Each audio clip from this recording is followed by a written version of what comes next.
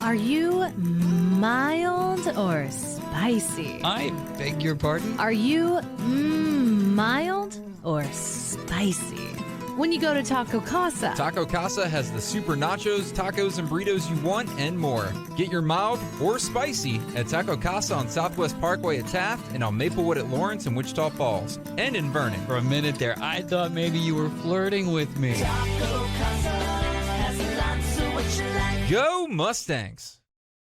We've invented a new messaging system using the crisp sounds of Bud Light. Crisp Code, Football Edition.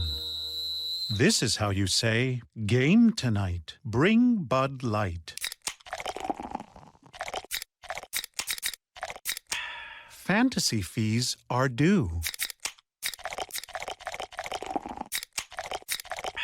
That's it for today. Brewed with no corn syrup. Bud Light, crisp. Enjoy responsibly. Bud Light Beer, Anheuser-Busch, St. Louis, Missouri.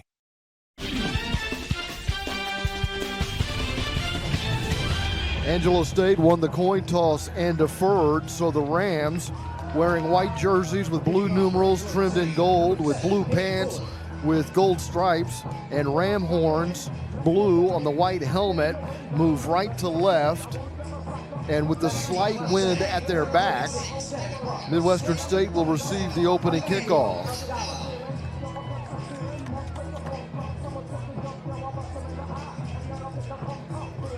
Kate Fuller kicking off for Angelo State.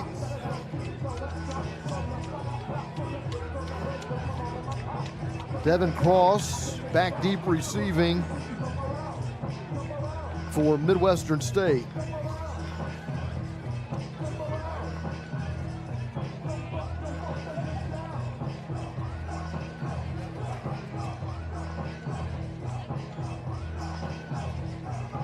Waiting on Kenny Kalarick to give us the green light to get this game started. He's our referee. Jeff Voss is our umpire. The head linesman is Dre Lord. The line judge is Brad Morrow. Christopher Fowler is the back judge. The field judge is Jeffrey Kimmel. Matt Carrera, the sign judge, and Mike Perry is the center judge.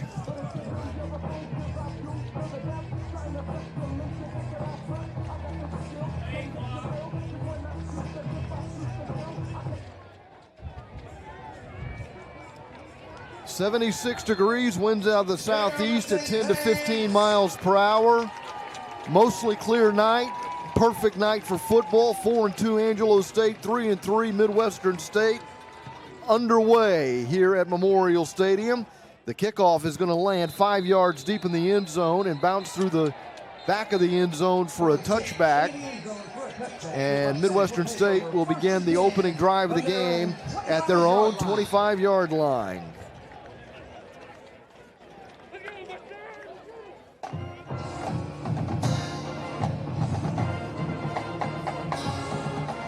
Midwestern State wearing the maroon jerseys with maroon pants, a gold stripe, and the metallic gold helmets. Andrew Knable, the starting quarterback tonight, has completed 52% of his passes for 483 yards with 4 touchdowns and 2 interceptions. He's out of the shotgun with 3 receivers to his left. He hands off to Devin Cross, who gets upended, reaching the 30. The ball came out, but after he had hit the ground with his forearm, and it's a 5-yard gain. 2nd down and 5 for Midwestern State. 2nd and 5 from the 30. Andrew Pitts making the tackle that stopped Cross at the 30-yard line. Paul Ledette delivering the snap to Andrew Knable, a 6'1 sophomore out of Gerald, Texas. Ledette's a 6'4 sophomore out of Spring, delivers the snap. Cross takes the handoff and picks up first down yardage out to the 35-yard line. In on the tackle for Angelo State was Jordan McKinney, a 5'10", 191-pound senior out of Waco, a product of La Vega High School. 1st and 10, Midwestern State at its own 35. The Mustangs have scored on their opening drive each of the last 2 weeks against Kingsville and Sul Ross. They lost at Kingsville. They beat Sul Ross here last week. Green is the receiver, flanked out to the left with a wing on the right. Two tight ends on the left side of the formation. Knable loads up and throws deep down the left side. Green, the intended receiver. He's tightly covered by Emmanuel Mann, who knocks the pass down. Also back in coverage was Kenton Allen.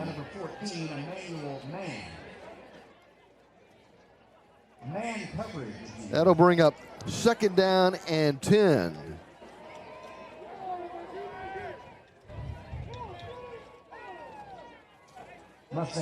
Midwestern State at its own 35-yard line.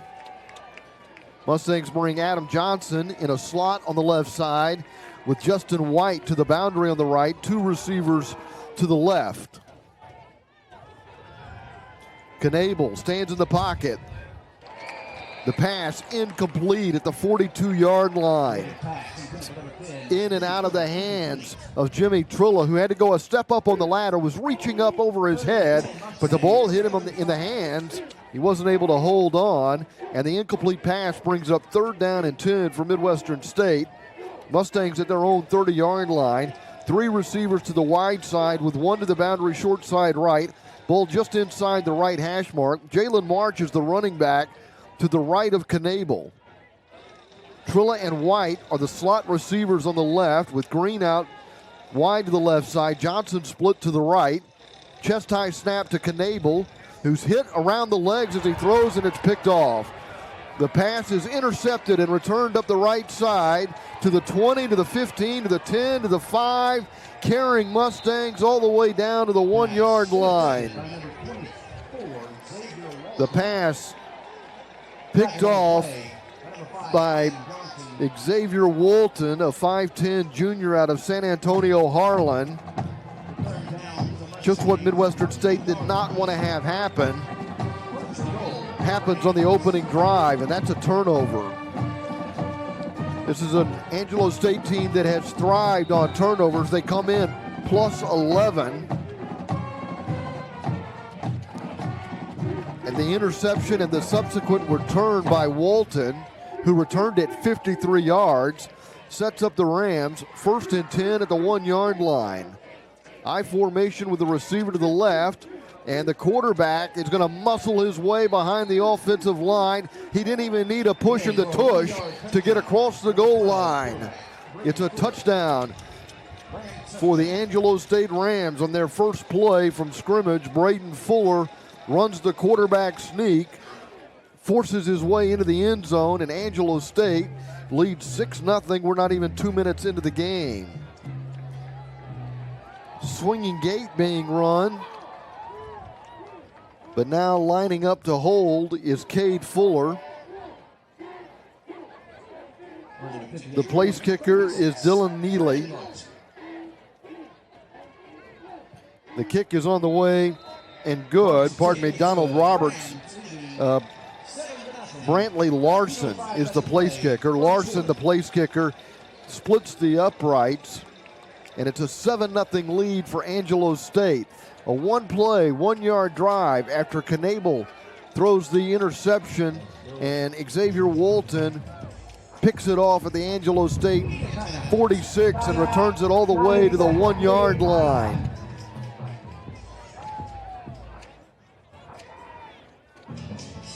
So a suboptimal start for Midwestern State tonight at Memorial Stadium. With 13:05 to play in the first quarter, the Mustangs trail Angelo State 7-0.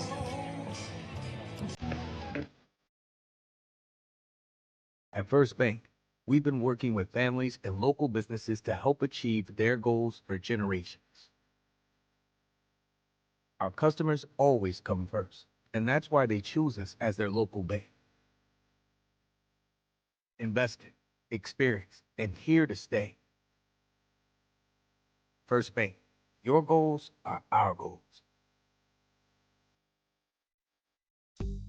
At Orthopedics Express, our primary focus is delivering exceptional care to patients with orthopedic injuries, such as sprains, strains, broken bones, and joint pain. You'll receive the expert care you need when you need it most. Simply walk in or schedule an appointment through MyChart. Located inside the Center for Advanced Orthopedics, Orthopedics Express is your fast track to orthopedic care.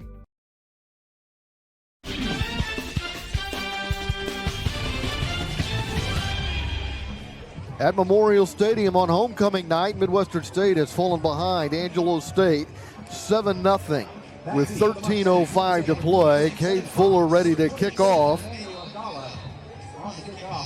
after Angelo State gets a 1-yard quarterback sneak out of Braden Fuller to score the first touchdown following the Xavier Walton interception and subsequent 53-yard return to the 1-yard line. The kickoff hits on the left side of the end zone about 7 yards deep, bounces through the back corner. Midwestern State takes over again at its own 25-yard line. Midwestern State managed to pick up a first down and gain 10 yards on that opening drive. They were facing 3rd and 10 when Knable was hit around the knees just as he delivered the pass that was picked off and returned to the 1-yard line. Knable has started the game 0 for 3. Cross has carried twice for 10 yards. The Mustangs are trailing 7-0. This is a team, Angelo State, that's given up less than 11 points a game. Knable calls his own number, runs left, trying to get around the corner, not able to do so. He gets tackled by Stephen Woods. Also in pursuit was Jatavian Neal. Woods is a 6'1 senior out of Richmond. Neal's a 5'9 junior out of Port Arthur.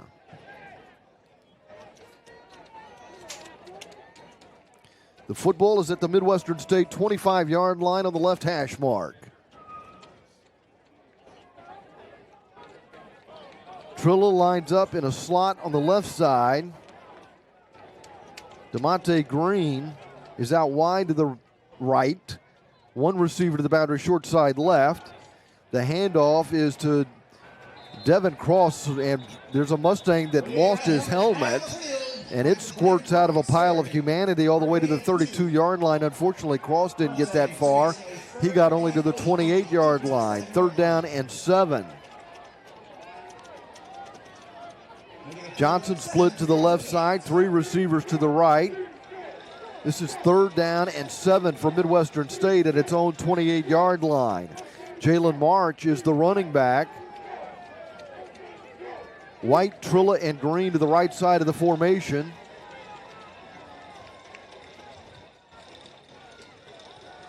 Knable back to pass, feels pressure, rolls right. The heat's coming, he throws it away. He had Justin White Jr. open along the boundary just across midfield, but Knable was pressured and opted just to throw the ball away.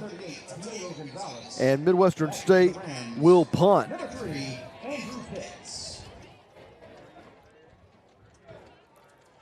Pitts awaits the punt back at the 30-yard line. Diego Gonzalez has been averaging nearly 42 yards a punt this year. 9 times he's pinned the opponents inside the 20. He's got 3 punts of more than 50 yards this season. This punt is going to bounce and roll, and Midwestern State will kill it around the 28-yard line.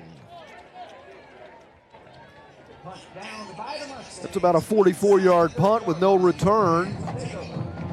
And with 11:25 to play in the first quarter, Angelo State takes over, already leading 7-0. The defense set the offense up at the Midwestern State 1, and they scored on 1st and goal with their first possession.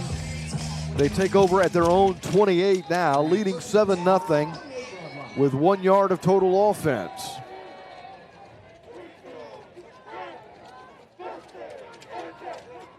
Fuller takes the snap, hands off, gives it to Braden Wilcox, a 5'10 senior. Wilcox is dropped for a 1 yard loss, bringing up 2nd down and 11. Wilcox is from San Angelo. 2nd down and 11 for Angelo State.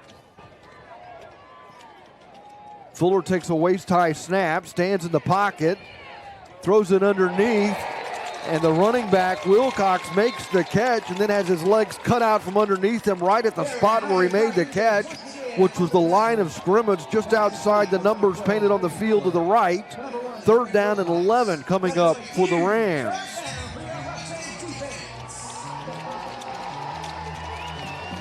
Hunter Wallace and Zorhan Rado are 2 of the 3 receivers to the left side of the formation, along with Donnie Bishop. 2 receivers right. It's an empty backfield. Fuller fires, completes the pass. The tackle made immediately as Jatavian Neal has his legs wrapped up. He's brought down at the 32-yard line. Larry Donnell makes the tackle, the senior from Mesquite. DeMonte Green will await the punt at the 21-yard line.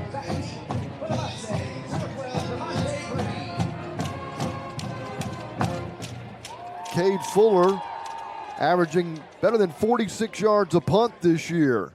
Has pinned opponents inside the 20 13 times. This is a high spiraling punt. That's a great punt. Fielded at the 12 by Green. Green gets tripped up coming right. And once again, Fuller has pinned the opponent inside the 20, but there is a flag down at the 16-yard line on the far side. For now, the football has been placed down at the 12-yard line, and we'll see what the penalty is.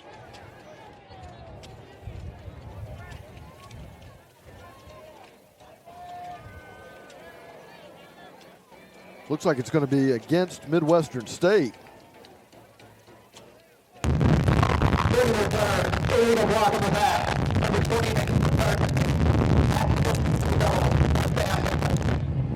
It's an illegal block in the back called against the Mustangs, putting the football back at the 6-yard line.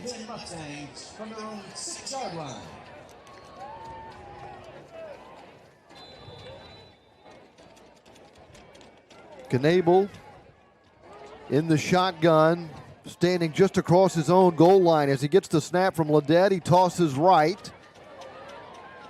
Jalen March with a little shake and bake gets out to the 10-yard line running right. Eventually wrapped up and brought down by Kenton Allen. Allen, a 6'2 senior out of Riverside, California, a linebacker for Angelo State. 2nd down and 6 for Midwestern State.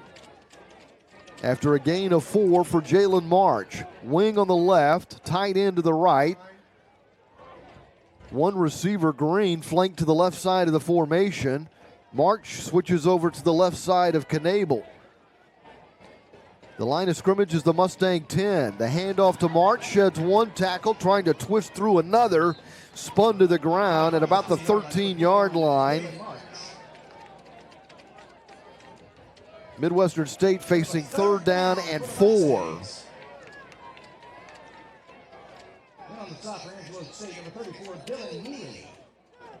Emmanuel Abdallah comes out of the game. Knable outside the Midwestern State huddle, getting the play called. Green and White to the left side of the formation with the ball in the right hash. Johnson is the receiver to the right. Now White comes in motion left to right. Knable back to pass, throws right, completes the pass to White to the 23-yard line. That's good enough for a Midwestern State 1st down. It's a 10-yard gain, and the Mustangs have their 2nd 1st down of the contest.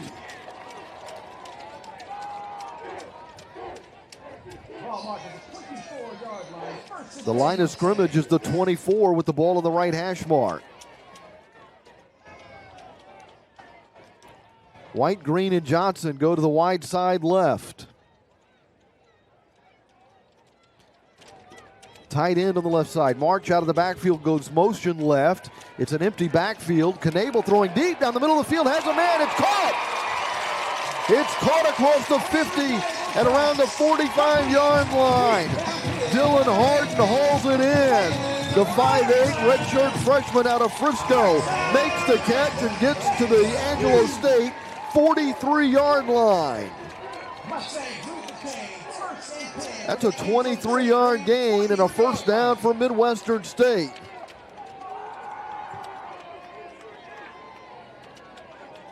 Knable now 4 of 8. Hands off. And the Rams get in the backfield. Giovanni Johnson, a 6'1 junior out of San Antonio, makes the tackle for a 1-yard loss, bringing up 2nd down and 11.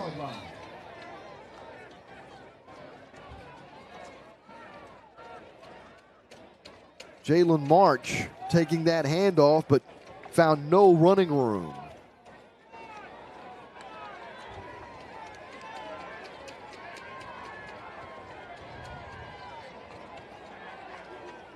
Two receivers right, a wing on the left. The handoff is to Devin Cross. He's in trouble. He's giving up a lot of ground, and he's going to be tackled all the way back at the Midwestern State 41-yard line.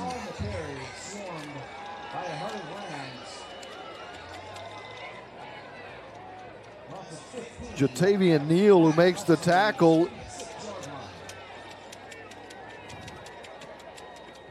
Midwestern State facing 3rd and forever. The line to reach is the Angelo State 33.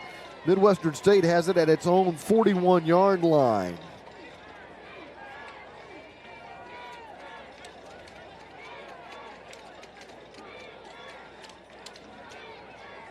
Third and 26 for Midwestern State.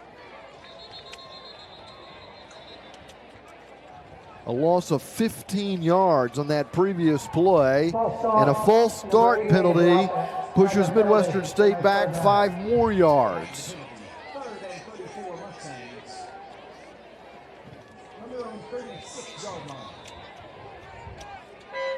Third and 31.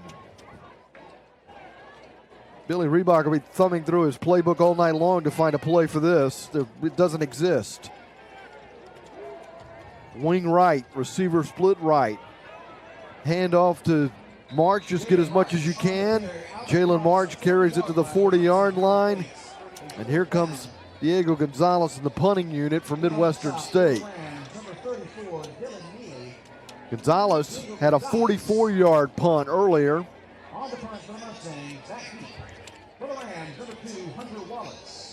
Midwestern State trailing 7-0. An interception set up the only score for Angelo State. There's 5:06 to play in the first quarter as Gonzalez is on to punt. Oh, he'll fake it. Oh my goodness. They've got to go a long way to pick up a first down. They'll never make it. At the 47-yard line, the tackle is made. Number 27, Emmanuel Abdallah, out across the 50-yard line. Emmanuel Abdallah made the catch. They were facing 3rd and, well, it was 4th and about 31 needed, and they try a fake punt to no avail, and they've given Angelo State pretty decent field position. The Rams have it at their own 44-yard line after the failed fake punt.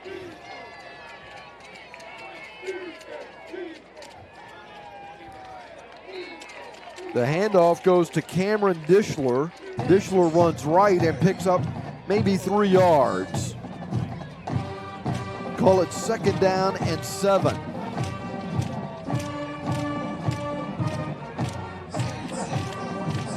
The line of scrimmage is the 47-yard line. Angelo State in its own territory. Less than 4.5 minutes to play in the first quarter. Little swing pass out to the left to Wilcox. Wrapped around the waist and thrown out of bounds near midfield, and there's some pushing and shoving after the play. Sergio Medina in on the tackle along with Latrell Tellis.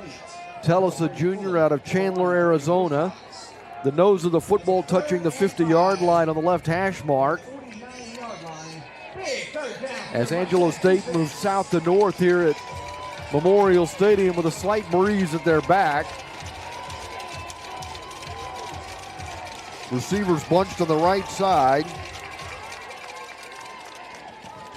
Fuller back to pass, being pursued. He rolls out right. Fuller will run, and he'll go out of bounds near the line of scrimmage. They're going to say he stepped out for a 2-yard loss at the Rams' 48-yard line.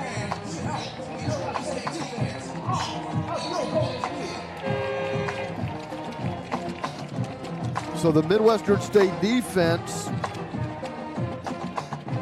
for the second consecutive time, has a great stand forcing Angelo State to 3 and out.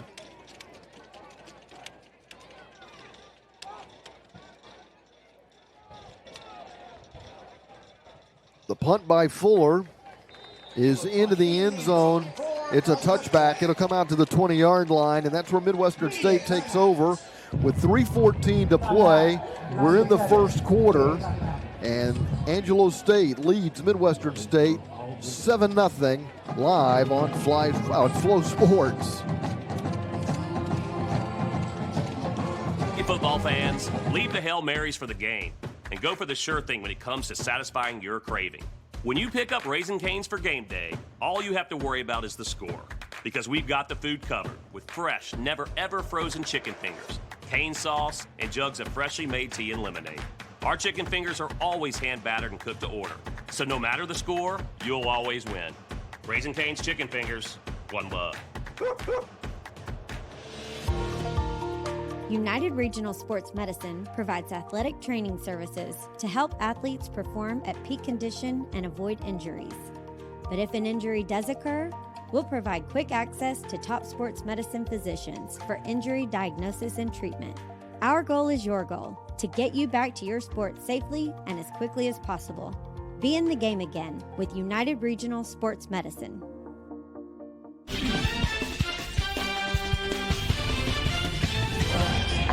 Midwestern State has outgained Angelo State 68-10, but they trail 7-0. Knable's 3 of 7 for 48 yards. March, 3 carries for 7 yards. Cross, 4 carries for -2, had a 15-yard loss. Midwestern State begins this drive at its own 20, following the touchback after the punt. It was a 52-yard punt for Cade Fuller. Midwestern State going nowhere on first down. Jalen March gets stood up at the line of scrimmage. It'll be 2nd down and 10 for Midwestern State at its own 20-yard line. Less than 3 minutes to play in the first quarter.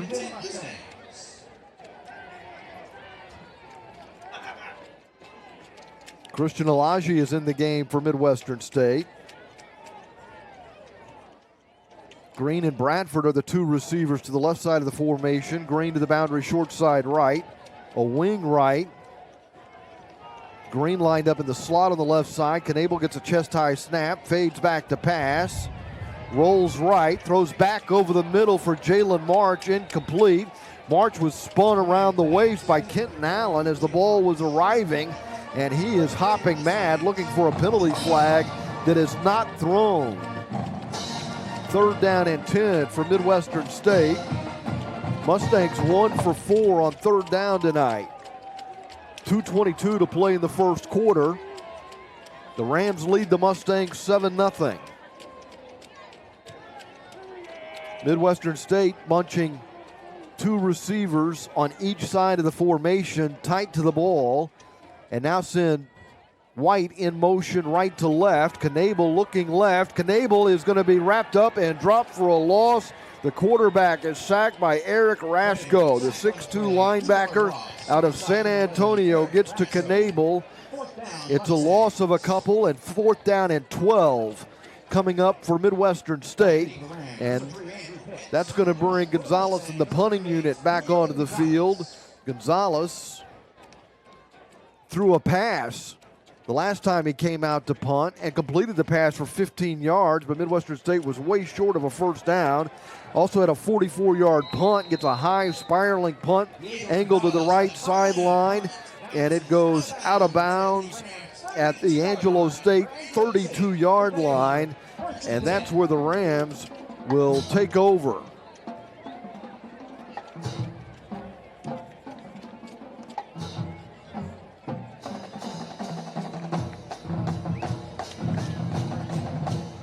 That's about a 50-yard punt for Gonzalez, putting the Rams at their own 32-yard line. 1:45 remaining. 1st and 10 for the Rams, who have been 3 and out on their last 2 possessions. Fuller is back to pass. Pocket is collapsing. He escapes out to the left, throws underneath, and he's able to complete the pass to Cameron Dishler, the 6-foot sophomore out of Orangefield, Texas. Gets out of bounds at the 44-yard line, picking up a first down. It's a gain of 12. That's the first down for the Rams tonight.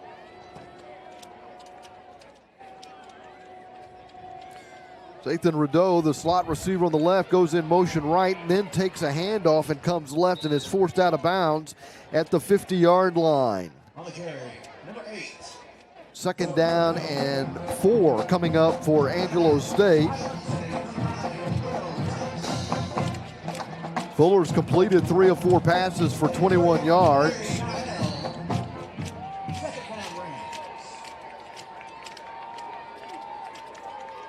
Rideau goes in motion, left to right out of the slot.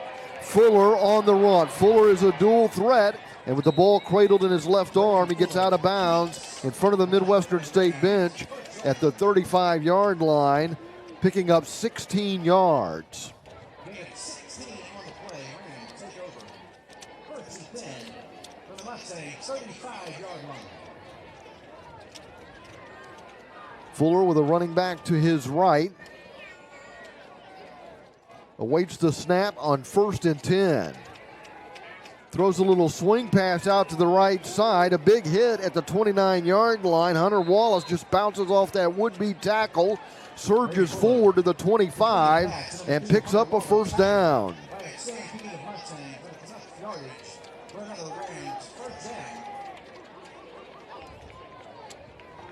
Braden Fuller came into the game as the leading rusher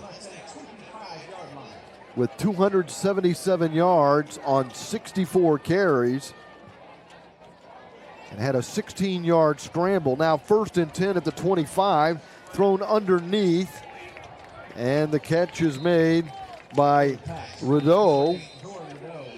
And Rideau with a short gain to the 23-yard line.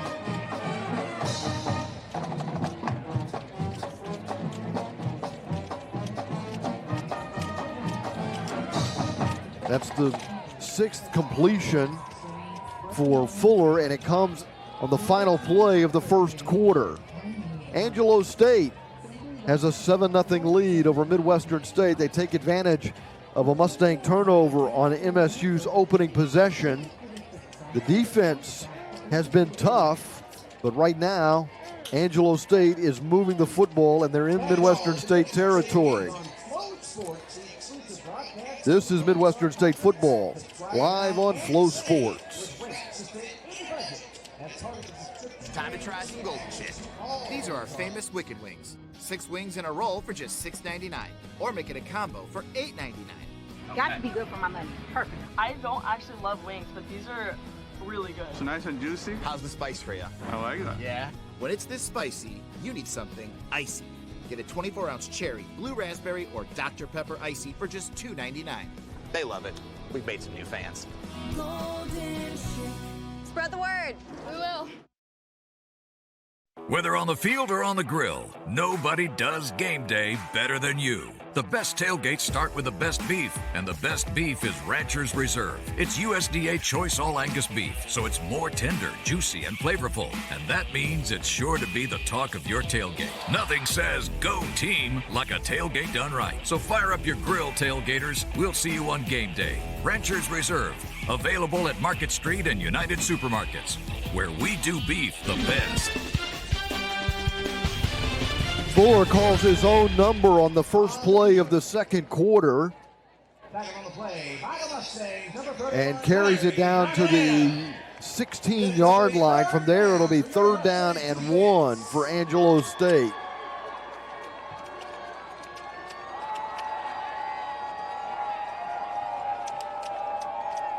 A 7-yard gain for Fuller, who's completed 5 of 6 passes and rushed for 22 yards on 4 carries.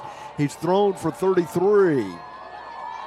3rd and 1 at the Midwestern State 16. Angelo State leads 7-0 early in the second quarter. And they run up the middle, and getting all the way down to the 5-yard line is Dishler, his second carry of the game. He had picked up 12 on his first carry. picks up 11 here. They're going to mark him down at the 6, so it's a 10-yard gain. 1st and goal to go, Angelo State.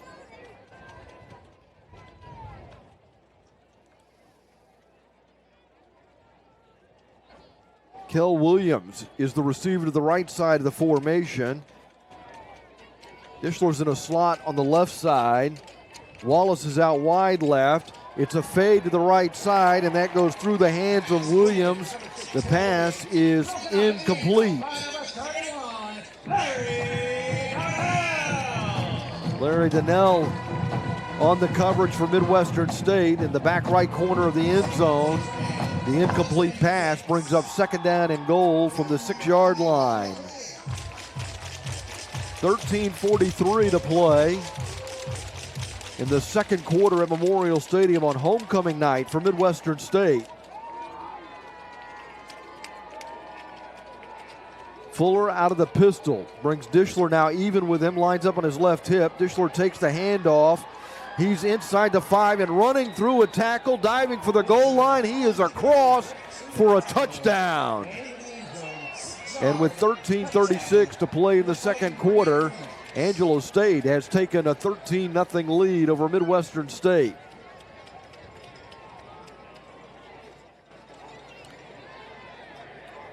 Bradley Larson is on to try the extra point. They run the swinging gate.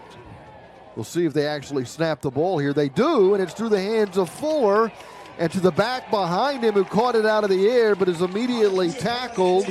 So Angelo State will not be able to tack on an extra point. It went to Bradley Larson. It was the kicker. He's like, hey, I'm not on scholarship here to carry the football. Let me just kick it between the uprights and put a point on the board. Instead, he gets tackled. The extra point fails. But Angelo State leads 13-0. So far, it's not been a happy homecoming for Midwestern State. At Orthopedics Express, our primary focus is delivering exceptional care to patients with orthopedic injuries, such as sprains, strains, broken bones, and joint pain. You'll receive the expert care you need when you need it most. Simply walk in or schedule an appointment through MyChart. Located inside the Center for Advanced Orthopedics, Orthopedics Express is your fast track to orthopedic care. I've seen a lot of Texas out on the open road. From up in Amarillo down to San Antonio. No matter where I travel, one thing remains the same. Everybody loves Ford here in the Lone Star State. Ford is the best in Texas.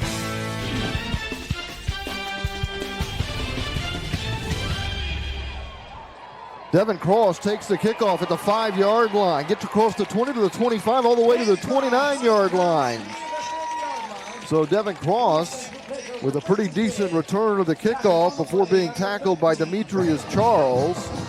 And the Mustangs have reasonably good field position at their own 29-yard line, but trail Angelo State 13-0 with 13:29 to play in the first half. The Mustangs have been outgained 78-66. Andrew Knable's 3 of 8 for 48 yards passing. Jalen March has 7 yards on 3 carries and is the leading rusher for the Mustangs. The football at the Midwestern State 29 on the right hash mark. A wing on the left, 3 receivers to the wide side left. Now White goes in motion, starts right, comes back left, give to Jalen March, and he dances his way through a hole up the middle and gets to the 35-yard line. It's a gain of 6. 2nd down and 4 coming up for the Mustangs. Coming up off the bottom of that stack for Angelo State is Jeff Eisenhart, a 6'3 sophomore out of San Dimas, California.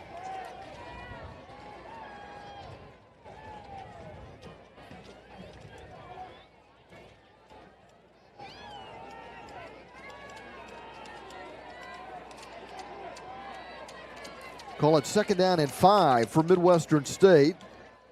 Mustangs at their own 34. Jalen March takes another handoff, runs right, and this time he's in jail, unable to escape. He's tackled at the 35-yard line. 3rd and 4 coming up for MSU. Midwestern State is 1 of 5 on 3rd down tonight.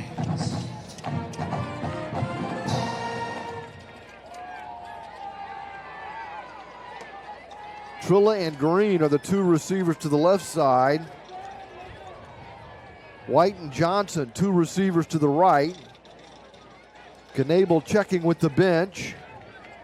March is the running back to his left, now shifting to the right side of the redshirt freshman quarterback.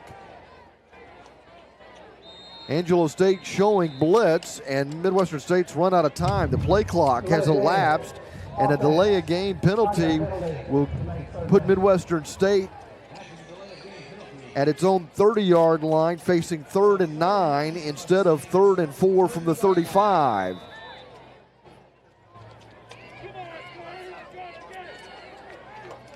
That's the 3rd penalty called against Midwestern State for 16 yards.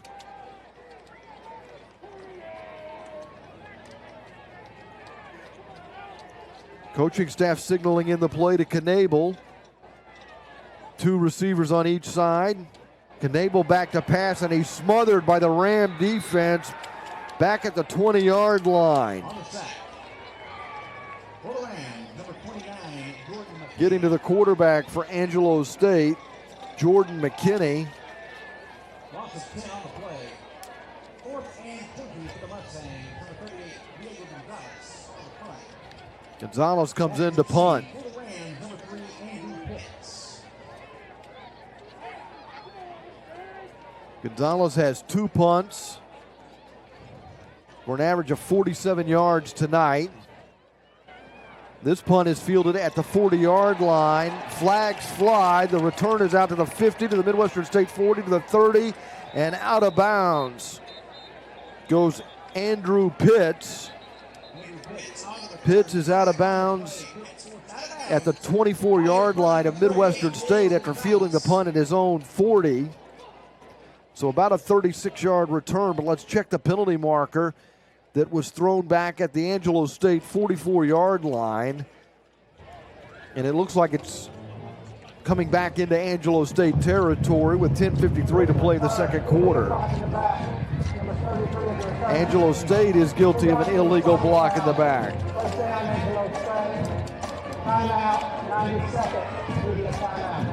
There's a timeout at Memorial Stadium. Homecoming night for Midwestern State. They trail the Angelo State Rams 13-0 live on Flo Sports.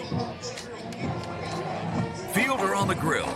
Nobody does game day better than you. The best tailgates start with the best beef, and the best beef is Rancher's Reserve. It's USDA Choice All Angus beef, so it's more tender, juicy, and flavorful. And that means it's sure to be the talk of your tailgate. Nothing says go team like a tailgate done right. So fire up your grill, tailgaters. We'll see you on game day. Rancher's Reserve, available at Market Street and United Supermarkets, where we do beef the best. We believe that one account doesn't fit everyone, especially younger members. That's why Union Square offers a variety of student accounts tailored to the members they serve. Whether you want to start your child early with a Super Saver account, a budget builder account for teenagers, or a college student who needs to learn the practical aspects of checking and credit, we want to help students of all ages get on the right financial track. Come in today and ask about student accounts from Union Square. Union Square, more like family.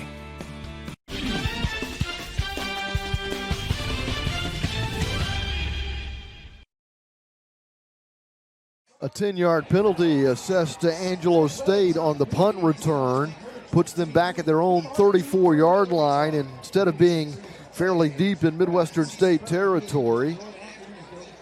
Angelo State leading 13-0.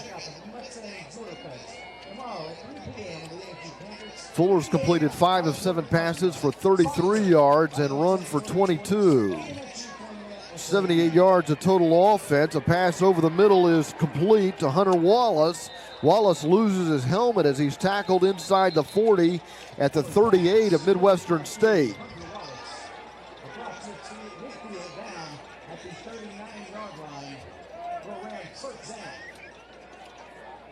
gain of about 18 yards gives Angelo State a first down at the Midwestern State 38-yard line. 3 receivers to the right, 2 to the left. It's an empty backfield. Fuller now summons Rideau into the backfield. Gives the ball to Rideau. Rideau's got running room on the left side. Gets to the 30-yard line and then spun about the shoulders and brought down at the 29-yard line of Midwestern State. Just shy of a first down. Second and short. I think less than a yard needed here to pick up a first down for Angelo State. The nose of the football is touching the 29. Call it 2nd and 1 with less than 10 minutes to play in the second quarter. Rideau picking up 9 yards before Larry Donnell could bring him down. Now Dishler takes the handoff. Nope, it's a fake. It's the quarterback on a keeper, and Fuller takes it to the 19-yard line. They're going to rule him down at the Mustang 19, 1st and 10, Angelo State. Fuller beats. Enough for another Ram first down. 1st and 10 from the 19-yard line.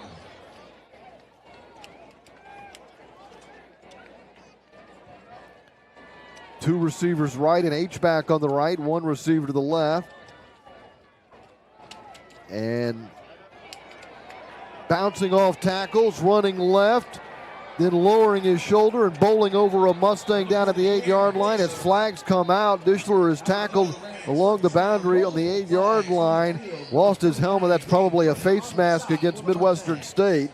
That's going to put Angelo State even closer to the goal line, already leading 13-0. Face mask, number 29 of the face after the to the goal. It is a face mask penalty called against Jaden Plater, the 5'10 redshirt freshman out of Dallas. So the football at the 4-yard line. 1st and goal to go, Angelo State.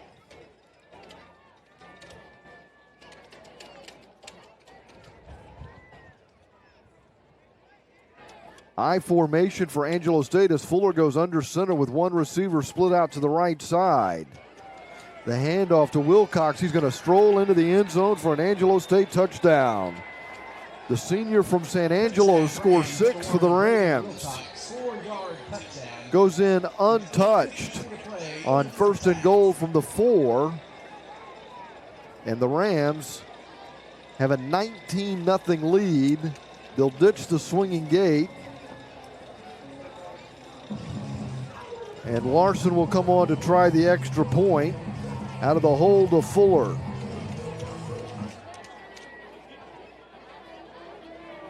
The extra point is on the way, and it's lined right between the uprights.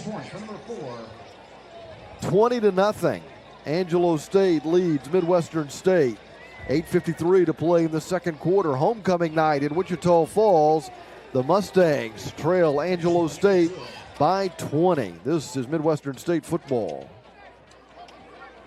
Farmers understand 2 things. Fences need to be horse-high, pig-tight, and bull-strong, and there's always something waiting to be done. At ASCO, we understand that the wheels of progress need to keep turning. It's why we're on it with every call and every job. It's why we sell, service, and support Case IH equipment. Versatile machines that run early and often. Case IH machines help preserve the land, which in turn preserves livelihoods. Whatever it is, at ASCO, we're on it.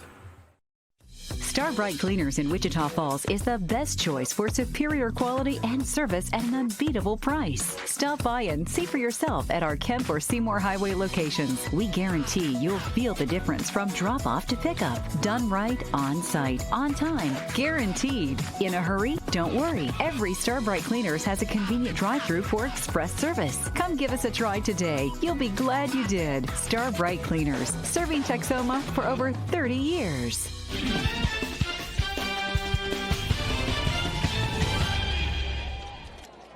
8:53 to play in the second quarter at Memorial Stadium. Angelo State leads Midwestern State on homecoming night 20-0. Cade Fuller kicking off for the Rams.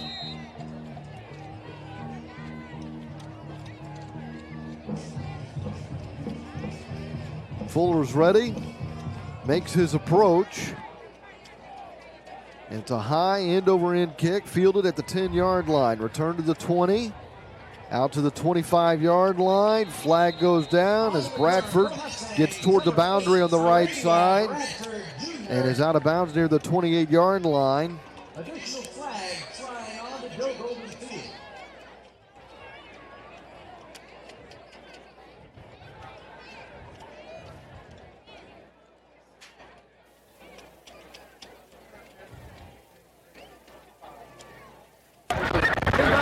Return, holding.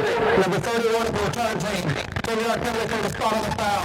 First down, Midwestern. Larry Donnell called for the hold. It puts the football back at the Midwestern State 13-yard line. 1st and 10, Mustangs.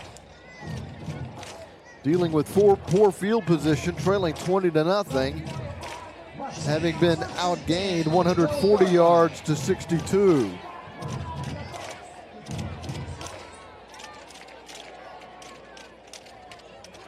That's the fifth penalty flag thrown against Midwestern State. A running play up the middle gains a yard to the 14-yard line. 2nd down and 9. Stephen Woods making the tackle. Woods, a senior out of Richmond, a product of George Ranch High School.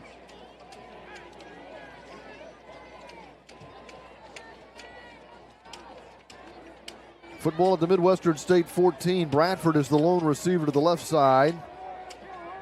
Wing right, 2 receivers right. Running back lined up to the right of Knable, who's completed 3 of 8 passes, and he's back to pass again. Fires underneath, completes it at the 15-yard line for a 1-yard gain. The tackle is made immediately by Eric Rasco, the linebacker from San Antonio. Tackle on the play by number 11, Eric Rasco. 7:50 to play here in the second quarter. Midwestern State looking at another 3rd down. They're 1 of 6 on 3rd down tonight. Knable's completed 5 of 10 passes now for 49 yards. The leading rusher is March with 13 yards on 5 carries, and March is late getting off the field, and Midwestern State's going to be flagged for illegal substitution. 21.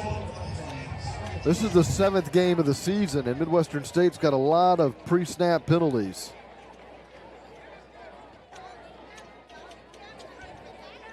Football is at the 11-yard line.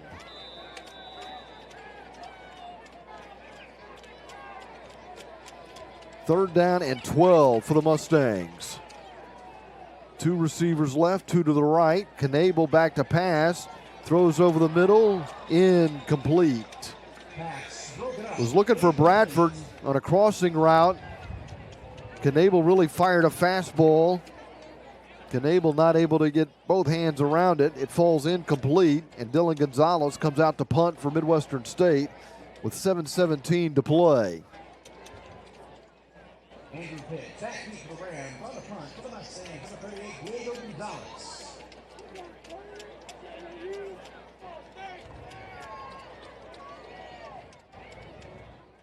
Gonzalez gets the punt away, and it is fielded at the 48, returned into Midwestern State territory to the 35.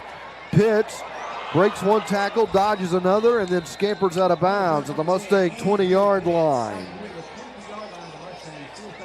That's a 32-yard return of the Dylan Gonzalez punt. First and 10 Rams from the Mustang 20-yard line.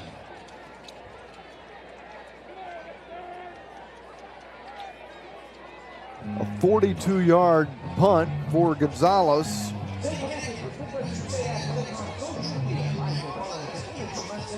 But the return comes back to the Midwestern State 20.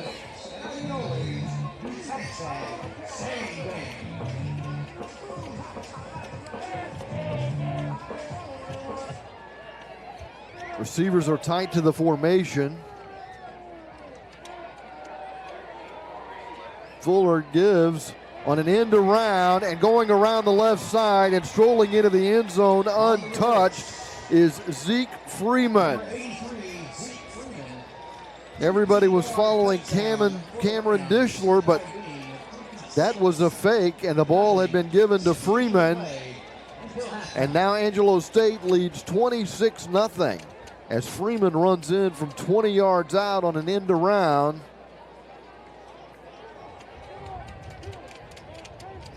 It's a one-play scoring drive that took 8 seconds.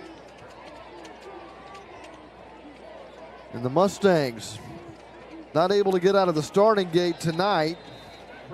They trail 26-0. Angelo State's got 160 yards of total offense to the Mustangs 65.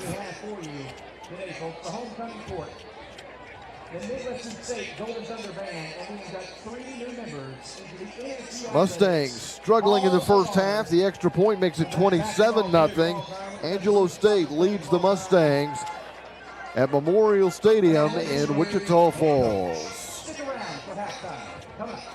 Farmers understand two things. Fences need to be horse-high, pig-tight, and bull-strong, and there's always something waiting to be done. At ASCO, we understand that the wheels of progress need to keep turning. It's why we're on it with every call and every job. It's why we sell, service, and support Case IH equipment. Versatile machines that run early and often. Case IH machines help preserve the land, which in turn preserves livelihoods. Whatever it is, at ASCO, we're on it. Star Bright Cleaners in Wichita Falls is the best choice for superior quality and service at an unbeatable price. Stop by and see for yourself at our Kemp or Seymour Highway locations. We guarantee you'll feel the difference from drop-off to pickup. Done right, on site, on time, guaranteed. In a hurry? Don't worry. Every Star Bright Cleaners has a convenient drive-through for express service. Come give us a try today. You'll be glad you did. Star Bright Cleaners, serving Texoma for over 30 years.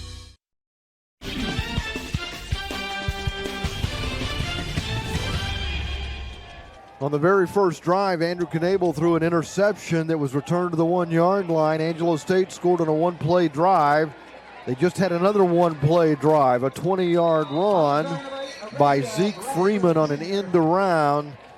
And Angelo State now leading 27-0. The kickoff is returned out to the 29-yard line, and that's where Midwestern State takes over, trying to get something started here on homecoming night. There's still a lot of football to be played. 6:46 remaining in the second quarter. And to this point, Midwestern State's been manhandled by Angelo State.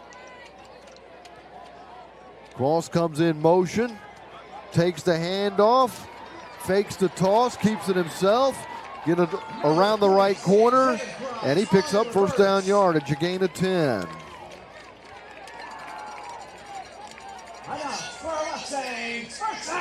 So that's Devin Cross's longest run of the game. It's the Mustangs' longest run of the game.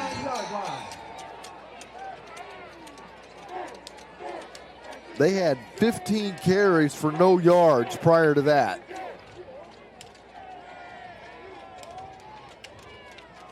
Toss right. Cross carries it to the 45-yard line. Picks up 6. Gets battered by the Rams, but gives Midwestern State second down and 4 at its own 45-yard line.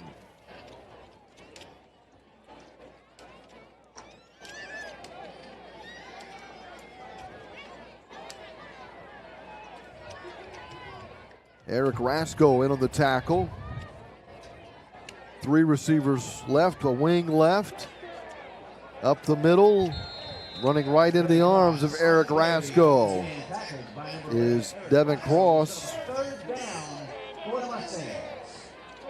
Cross got to the 46-yard line, and from there, third down and 3 for Midwestern State, which is 1 of 7 on third down tonight.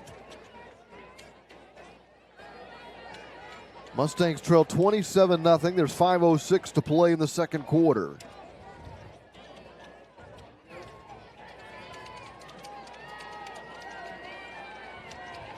Three receivers to the wide side left, a wing back on the left side. It's a high snap. Knable runs up the middle. He's nowhere near a first down. He stopped maybe short of the line of scrimmage here. And facing 4th down and 3, Midwestern State will have to bring Dylan Gonzalez out to punt for the 5th time tonight. He's averaging 44 yards a punt with a long of 50 yards. Andrew Pitts waiting back at his own 10-yard line for Angelo State. The line of scrimmage is the Midwestern State 46. Punting on 4th and 3. Gonzalez goes down, hoping to get a flag maybe, but there is no flag thrown. The rush came from Dylan Neely, and he was near Gonzalez, but I don't think he made any contact. And the fair catch is made back at the 14-yard line.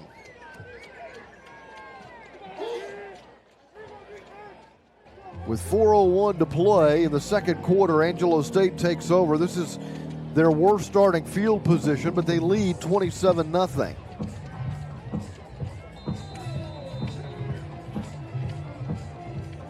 Hunter Wallace is in a slot on the right side. There's 2 receivers on each side of the formation. And the give is to Dishler, who's got 42 all-purpose yards tonight. Carrying it for the 6th time. Picks up 4 yards, 2nd down and 6. 3:35 to play. Pass out to the left side, caught at the 23-yard line. A big collision in front of the boundary of Angelo State. Catch is made by Zeke Freeman, who scored on that end around a moment ago. He's out of Kilgore College from Grand Prairie. The football is placed down at the 28-yard line on the left hash mark. 3rd down and 2 for Angelo State. Angelo State's just 1 of 3 on 3rd down tonight. And they will not pick up first down yardage here. A tackle in the backfield back at the 19-yard line, bringing down Zorhan Rideau, the 5'10 redshirt senior from Houston, is dropped back at the 19-yard line. It's a loss of 5. 4th down and 6. And the Rams will punt. Fuller punting, I believe, for just the 2nd time tonight. Making his 3rd punt. He's averaged 54 yards a punt. Both of his punts have been for more than 50 yards. This is a line drive.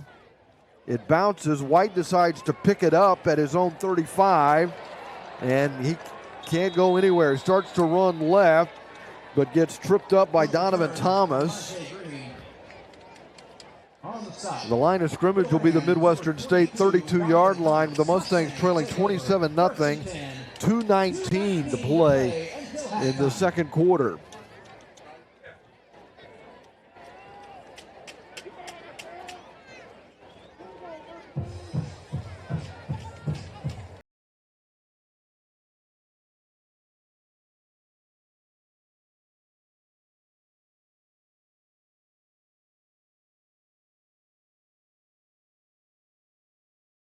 And Kelsey Hill will be inducted into the Hall of Honor during halftime ceremonies on homecoming night. Midwestern State looking at 1st and 10. Pass out right to Jalen March. March has no room to run after making the catch as Andrew Pitts brings him down. In fact, the Mustangs are losing 3 yards on this play. It's 2nd down and 13 back at the 29-yard line. And with 2 minutes to play in the half, there's a timeout at Memorial Stadium. Angelo State 27, Midwestern State nothing.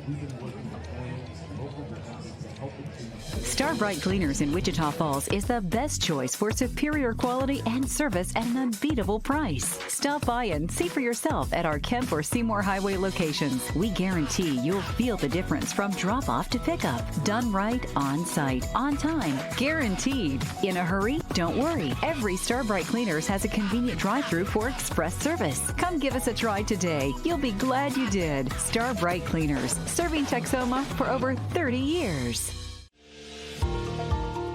Helping you get back to the things you love is the primary focus of the orthopedic team at United Regional Physician Group.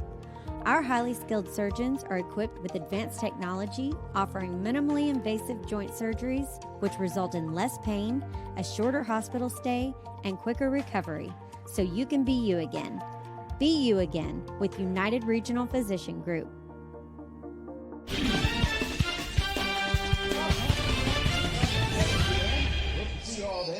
With 2 minutes to play in the first half, Midwestern State has the football at its own 29-yard line. Second down and 13, trailing Angelo State 27-0. Two receivers on each side of the formation for redshirt freshman Andrew Knabel. The quarterback has completed 5 of 11 passes for 47 yards.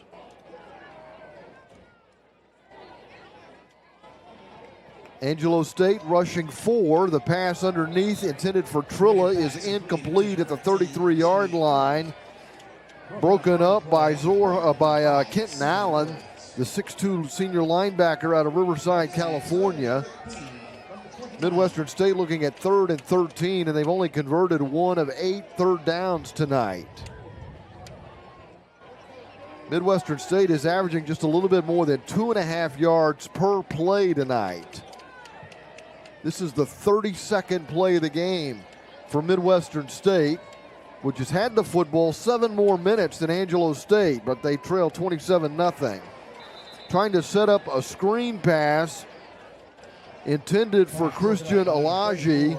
It's an incomplete pass, and Dylan Gonzalez comes out to punt for Midwestern State for the 6th time tonight. He's averaging just over 43 yards a punt. He's only been able to pin Angelo State inside the 20 one time tonight.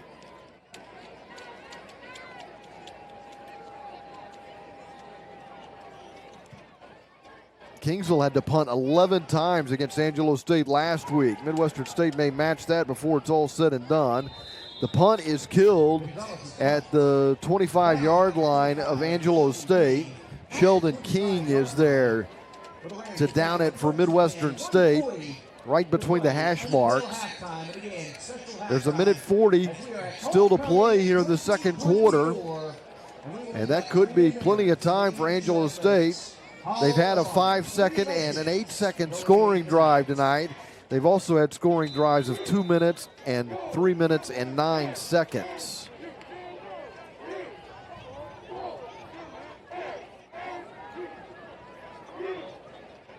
Pass to the left side. Caught. Breaking tackles at the 31-yard line, and up the left sideline goes Dishler. Fuller completing his 8th pass of the game, and Dishler fighting to get every yard he can. A Mustang lost his helmet trying to bring Dishler down. Dishler's all the way out to the 37-yard line. First down, Angelo State. It's a gain of 12 yards. Fuller back to pass again, looking long. Now he'll run up the middle to the 40, cuts left to the 45, out of bounds at the 48-yard line. Another first down for Angelo State. They've got 11 first downs now. Football is put down at the 49-yard line on the left hash mark as Angelo State moves north to south wearing the white jerseys, the blue pants, the white helmets with the blue ram horns. 3 down linemen for Midwestern State. Play action pass, caught. Hunter Wallace makes the catch at the Midwestern State 45-yard line, a 6-yard gain. The Rams up to the line of scrimmage with 1:05 to play in the second quarter. Dishler, the running back to the left of Fuller, catches the pass and runs for the sideline, gets pushed out of bounds at the 42, 1 yard shy of an Angelo State first down.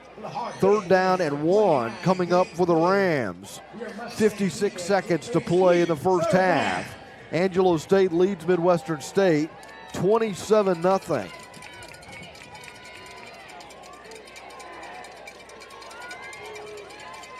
Three receivers to the wide side, one receiver to the boundary short side left. Dishler takes the handoff and is stopped, I believe, right at the first down marker at the 41-yard line. They're going to mark him short. It's going to be 4th and inches. And Angelo State will take a timeout. Jeff Gerst calling the timeout with 38 seconds to play. Second quarter winding down in a first half dominated by Angelo State. They have nearly 200 yards of total offense. Fuller's completed 10 of 12 passes for 86 yards. He's also run for 45 yards on 6 carries. Dishler has 34 yards on 6 carries and also has caught 3 passes for 27 yards.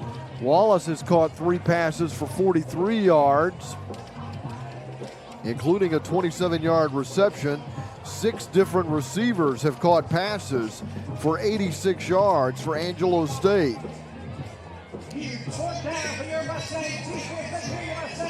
4th and inches for the Rams, and the offense is on the field inside the Midwestern State 42 on the left hash.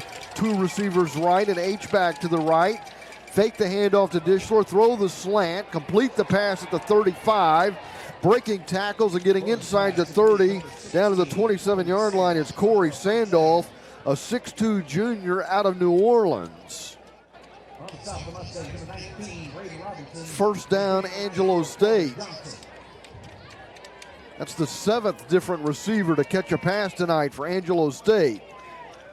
Dishler takes the handoff, runs left, tackled around the ankles, and the back judge throws a flag from a long way away. We'll check the penalty marker. For the moment, it looks like no gain for Dishler as the ball is spotted at the Midwestern State 26. 13 seconds remaining in the second quarter. Angelo State with a commanding 27-0 lead. Illegal block in the back, number 19 of the offense, 10-yard penalty, it will remain first down. Dorian Morris with an illegal block in the back. He's a transfer from North Texas out of Mesquite originally. Football is going to be put back at the 36-yard line of the Mustangs. Angelo State will use their second timeout.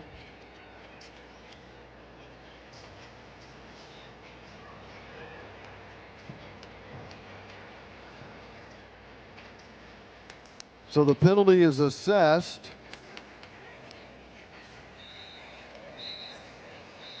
They're at the Midwestern State 36-yard line.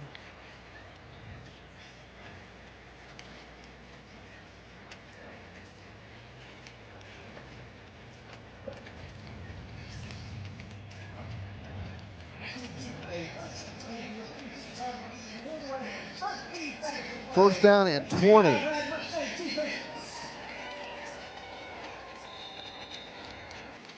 Two receivers on each side of the formation with a running back to the right of Fuller, who's 11 of 13 for 96 yards. Throws left, completes the pass, and the tackle is made at the 35, but it might have been a tackle made by pulling the face mask of Kyle Bradford. The junior from Prosper went to Frisco Heritage.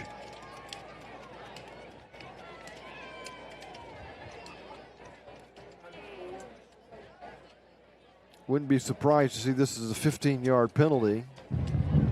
Personal foul. Number 94 on the defense. 15-yard penalty. Automatic first down. So it is a personal foul, face mask penalty, putting the football at the Midwestern State 20. We're down to the final 5 seconds of the second quarter. And I thought we might see Bradley Larson here, but it looks like the offense is going to stay on the field for Angelo State. They've got 3 receivers to the right side.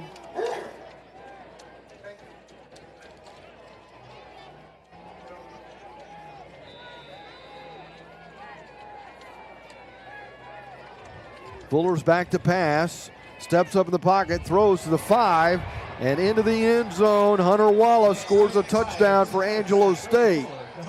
On the final play of the second quarter, Angelo State goes up 33-0. And we will see Larson before intermission, but it will be for an extra point.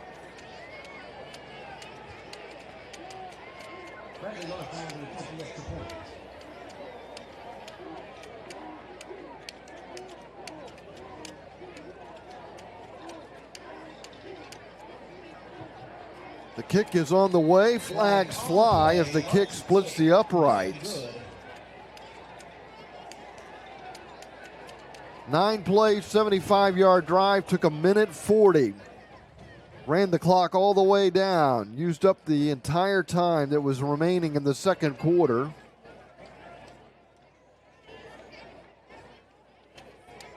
I believe this is going to be against Midwestern State and declined. Substitution infraction, 12 in formation on the defense. That penalty will be declined. The point is good. That is halftime. It's a substitution penalty against Midwestern State, but the extra point is good. The point is kept on the board. The penalty is declined, and Angelo State's got a 34-0 lead over Midwestern State. It's halftime on homecoming night, but it's not been a happy homecoming for Midwestern State. They're getting annihilated by Angelo State tonight, live on Flow Sports. Mild or spicy? I beg your pardon? Are you mild or spicy? When you go to Taco Casa. Taco Casa has the super nachos, tacos, and burritos you want and more. Get your mild or spicy at Taco Casa on Southwest Parkway at Taft and on Maplewood at Lawrence and Wichita Falls and in Vernon. For a minute there, I thought maybe you were flirting with me. Taco Casa has lots of what you like. Go Mustangs! We've invented a new messaging system using the crisp sounds of Bud Light. Crisp Code, Football Edition. This is how you say, game tonight. Bring Bud Light. Fantasy fees are due. That's it for today. Brewed with no corn syrup. Bud Light, crisp. Enjoy responsibly. Bud Light Beer, Anheuser-Busch, St. Louis, Missouri. At First Bank, we've been working with families and local businesses to help achieve their goals for generations. Our customers always come first, and that's why they choose us as their local bank. Invested, experienced, and here to stay. First Bank, your goals are our goals. At Orthopedics Express, our primary focus is delivering exceptional care to patients with orthopedic injuries, such as sprains, strains, broken bones, and joint pain. You'll receive the expert care you need when you need it most. Simply walk in or schedule an appointment through MyChart. Located inside the Center for Advanced Orthopedics, Orthopedics Express is your fast track to orthopedic care.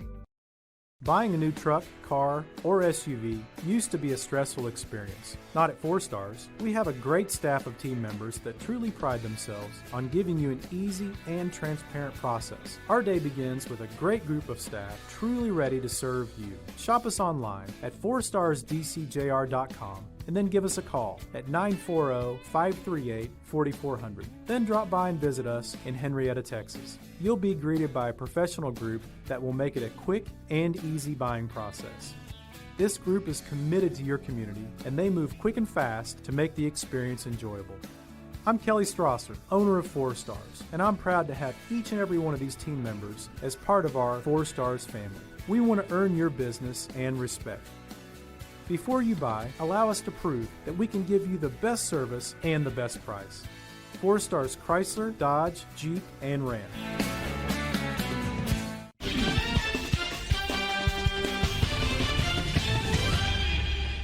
The Midwestern State marching band taking the field at halftime. Angelo State with a 34-0 lead over the Mustangs. It's been complete domination by Angelo State, and later on we'll take a look at the first half numbers. But during the halftime ceremony on homecoming night, Midwestern State will induct 3 new members into the Hall of Honor, including Kelsey Hill, who raised the bar for Midwestern State women's soccer during 4 seasons, competing for the Mustangs from 2008 through 2011. She played at Ryder High School here in Wichita Falls. She was the program's all-time goal-scoring leader, leading MSU to its first 2 NCAA Division II postseason appearances. Hill's name remains atop the Midwestern State leaderboards. She closed her career with 48 goals and 111 points. She's 3rd on the all-time assist list with 19. She was second-team All-American twice. She had 10 goals and 6 assists, leading the Mustangs to a Lone Star Conference title in 2010 when they were 16-4. That's the year they made their first appearance in the Division II South Central Regional. She repeated the honor during her senior season, scoring 12 goals. She also had 9 assists that season, and the Mustangs were runners-up in the LSC, and then they won the conference postseason tournament. She had 3 postseason goals as Midwestern got their first NCAA Division II postseason win, beating St. Edwards 1-0 in the opening round. This afternoon, the Midwestern State women's soccer team lost to St. Edwards 1-0. Hill was named to the All-South Central team on 2 occasions. She got a second-team nod in 2008 and then got first-team accolades following the 2011 season. She was also a Daktronic South Central Region second-team performer in 2010 and a first-team honoree in 2011. The first student-athlete in program history to earn all LSC first-team honors in each of her 4 collegiate seasons. She was the Freshman of the Year in 2008 when she scored 16 goals. She was the LSC postseason tournament MVP following the title run in 2011 and was twice named to the LSC All-Academic Squad. Hill was an academic major here at, I should say an education major here at Midwestern State during her time at the university. Another inductee into the Hall of Honor tonight is Nolan Richardson. Richardson had a 2-year stay. He was 6'2" and 175 pounds and was known as the grandson of Nolan Richardson, the famous basketball head coach who had the Arkansas Razorbacks in the 40 Minutes of Hell. Midwestern State had some spectacular success with Richardson here. He was a terrific shooter. He had 106 three-pointers. He averaged over 21 points a game. And the Mustangs were 25-7 and won a Lone Star Conference title and went to the second round of the NCAA Division II South Central Regions. Richardson was the first MSU men's basketball player to earn first-team All-America honors during the NCAA era. He was a State Farm Division II All-American in 2009 and was named third team by the Division II Bulletin. And that was an incredible, memorable season for the Mustangs, who overcame a sluggish start and won 22 of 24 games and won the LSC South. And that was Jeff Ray's final season as the head coach at Midwestern State. Richardson was tabbed All-South Central Region first team by both Daktronics and the National Association of Basketball Coaches. He was the LSC South Division Player of the Year. He was named the LSC Postseason Tournament MVP.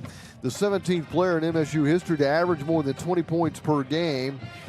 And with 21.1 points per game, that was 18th in NCAA Division II and led the South Central region. He was the first Midwestern State player to score 30 or more points in 3 straight games. He had 34 against Texas A&M Commerce in December of 2008, and then 3 nights later, he scored 32 against Northwest Missouri State, and against Ouachita Baptist the following night, he scored 32. He was the first Mustang to score 20 points in 8 straight games since Isaac DeVore strung together 10 consecutive 20-point efforts, spanning the end of the 73-74 season to the start of the 74-75 campaign. Richardson performed the feat over a month's time from the late January to late February of 2009. He scored 2,114 points in his college career, 533 of those at Northern Oklahoma, and then he had 478 at Hutchinson Community College, and then over 1,100 points in his 2 seasons at Midwestern State. He still holds a pair of single-game records.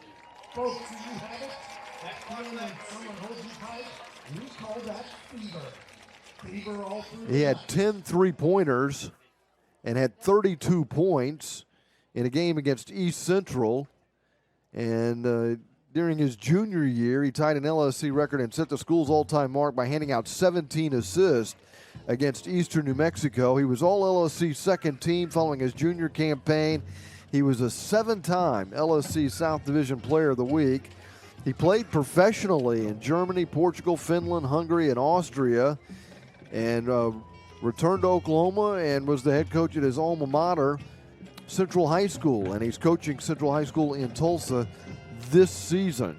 Congratulations to Nolan Richardson IV for being inducted into the Hall of Honor. And if you're listening to Midwestern State football tonight, well, you're very familiar with the other honoree tonight, and that's Bill Maskell, and there was no doubt once he announced his retirement at the end of last year, you knew he would be inducted into the Hall of Honor. He became the program's all-time leader with 160 wins as the head coach here at Midwestern State and led the Mustangs to 5 Lone Star Conference championships, 9 Division II postseason appearances. Maskell directed the Mustangs to 19 winning seasons. They had winning campaigns in each of his first 17 years. The Midwestern State football program had just 8 winning seasons in 25 years of football prior to Bill Maskell coming to MSU. His 160 wins as a head coach in the LSC are second only to Ron Harms, who won 172 at Texas A&I/Texas A&M Kingsville from 1979 through 1999. The Midwestern State football program blossomed under Maskell's tutelage. The Mustangs averaged nearly 8 wins a year. They had 8 victories at least on 12 occasions. They managed to post 8 or more wins just 3 times in the 23 years prior to Maskell coming to Midwestern State.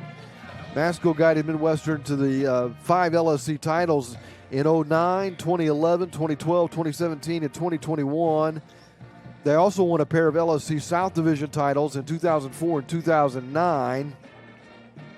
And they won the LSC playoff title in 2015. Maskell was LSC Coach of the Year in 2009 when Midwestern State won their first conference title going 9-3. He would then earn the accolade in 2011, 2012, 2015, 2017, and 2021. Nobody else in Lone Star Conference history has won the award that many times. Maskell coached 33 All-Americans here at MSU.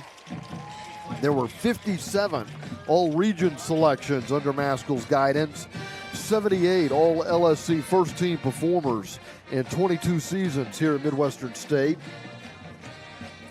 3 players played in the National Football League: Amini Silatolu, Marquis Christian, and Joe Unga. Silatolu was selected by Carolina in the second round of the 2011 draft. Marquis Christian was taken in the 5th round by Arizona in 2016 and had a 6-year professional career after winning the Cliff Harris Award as the best small college defensive player following the 2015 season. There were some Harlan Hill finalists when Bill Maskell was here. Philip Boggs back in 2002, Zach Estridge in 2009, Brandon Kelsey in 2011, and then Daniel Polk and Leighton Rabb were All-American quarterbacks here under Bill Maskell's guidance at MSU. Both men led the Mustangs to the postseason. Maskell spent 55 years in the coaching profession. He was a Division I assistant at Vanderbilt twice, also at Southern Methodist, Wake Forest, Oregon, Tulane, Louisville, Arizona State, Bowling Green, and Iowa. He was a head coach at Southeast Missouri State for a couple of years in Cape Girardeau, Missouri, before coming to Midwestern State. John Gruden and Marty Morningweg, who both went on to coach in the NFL, were on Maskell's staff at Southeast Missouri State. And Maskell, of course, came from a great coaching background. His father, considered to be one of the great high school football coaches of all time in the history of the state of Michigan. First at Sheridan, then at Augusta High in Galesburg, Michigan. His father coached 39 years, retired in 1991, and at the time of his retirement was the winningest high school football coach in the state's history. He had 274 wins and 18 league championships, not to mention 4 state titles, and coached the year on numerous occasions. And his son was a chip off the old block, as Bill Maskell was a very successful head coach. And fortunately for Midwestern State fans, most of that success came at MSU. Those honorees are being recognized right now on Joe Golding Field here at Memorial Stadium. It is halftime on homecoming night here at Midwestern State. And there is a homecoming celebration, but it has nothing to do with what's on the scoreboard, because Angelo State is blowing out Midwestern State at halftime. It's the Rams 34 and the MSU Mustangs nothing. Starbright Cleaners in Wichita Falls is the best choice for superior quality and service at an unbeatable price. Stop by and see for yourself at our Kemp or Seymour Highway locations. We guarantee you'll feel the difference from drop-off to pickup. Done right, on site, on time, guaranteed. In a hurry? Don't worry. Every Starbright Cleaners has a convenient drive-through for express service. Come give us a try today. You'll be glad you did. Starbright Cleaners, serving Texoma for over 30 years. Helping you get back to the things you love is the primary focus of the orthopedic team at United Regional Physician Group. Our highly skilled surgeons are equipped with advanced technology, offering minimally invasive joint surgeries, which result in less pain, a shorter hospital stay, and quicker recovery, so you can be you again. Be you again with United Regional Physician Group. The hunger to win is fueled by a chance to compete and the thrill of the action. The cheers from the crowd energize our team and push them on to victory. Whether it's the pre-game excitement of tailgating or the post-game euphoria of winning celebrations, United Supermarkets always brings an A-game to your party. From kickoff to tip-off and the final buzzer to the last out, United Supermarkets is proud to feed the competitive spirit. Each path to success is a journey. At MSU Texas, you can set yourself up for success while learning on your own terms. Faculty mentors, research opportunities, real-world experiences, and individual attention are just a few of the many advantages of an MSU Texas education. Live, lead, and learn in a vibrant, creative community. Make connections that will last a lifetime and prepare for the careers of tomorrow, today. Take the first step of your journey with MSU Texas. In life, things aren't scripted. If you're an athlete, we need people like you and translate those skills to officiating. You can get a lot out of it. It happens in every town, in every game. We never have a perfect game, but the rewards always outweigh the negativities.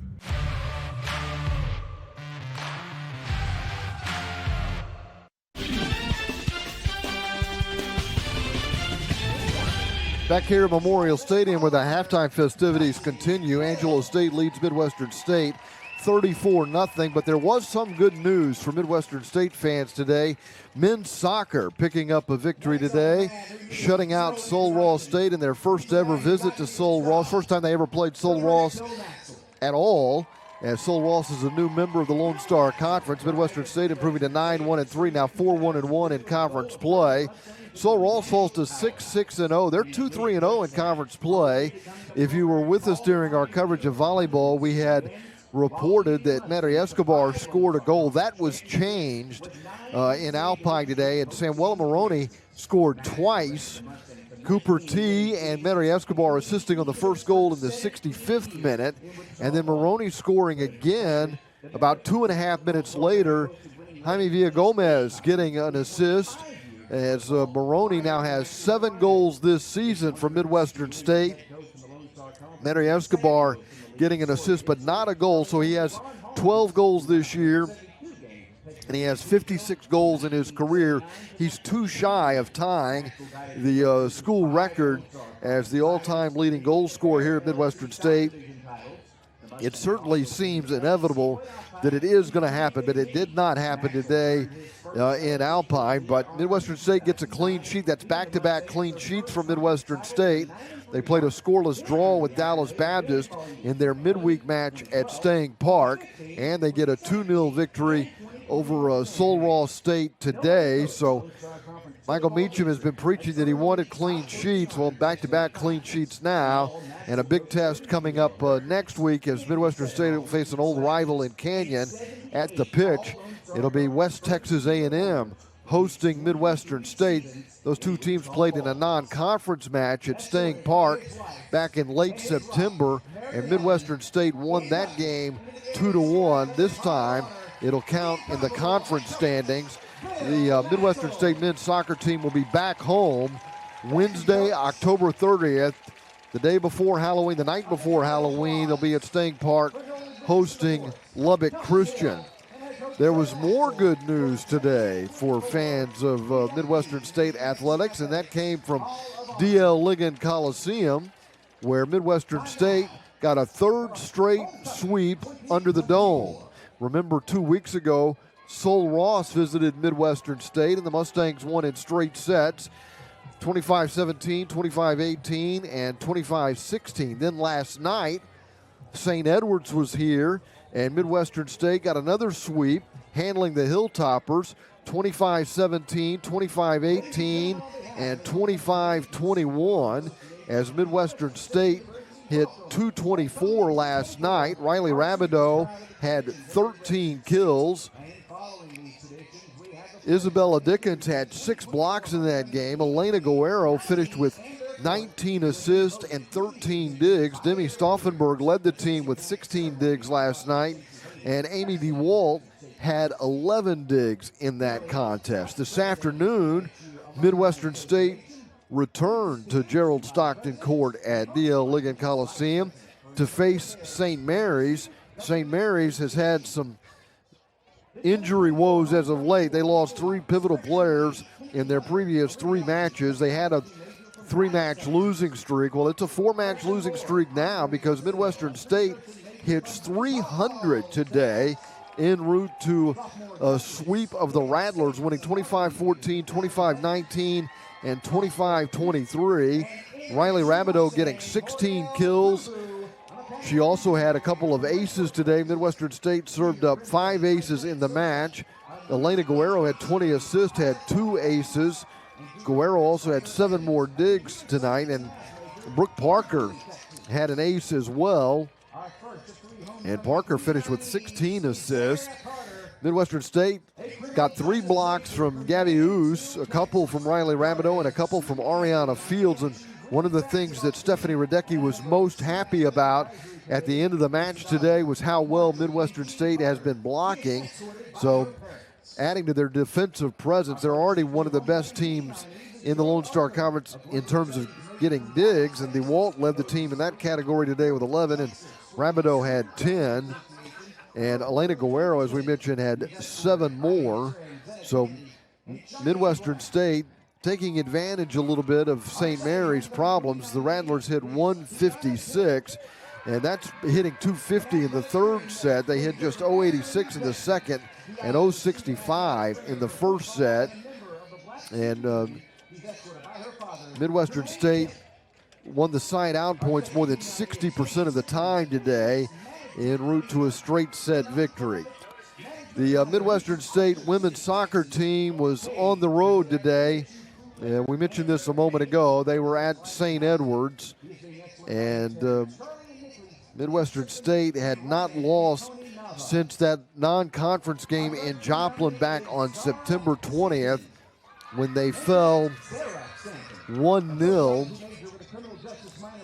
They had put together a six-match unbeaten streak. They were coming off a 1-1 draw with St. Mary's at Stang Park last Saturday.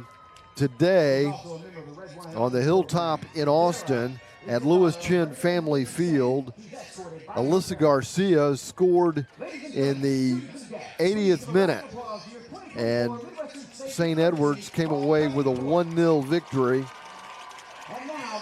Both teams had 15 shots in the game, 9 shots on goal for the Hilltoppers, 8 for Midwestern State.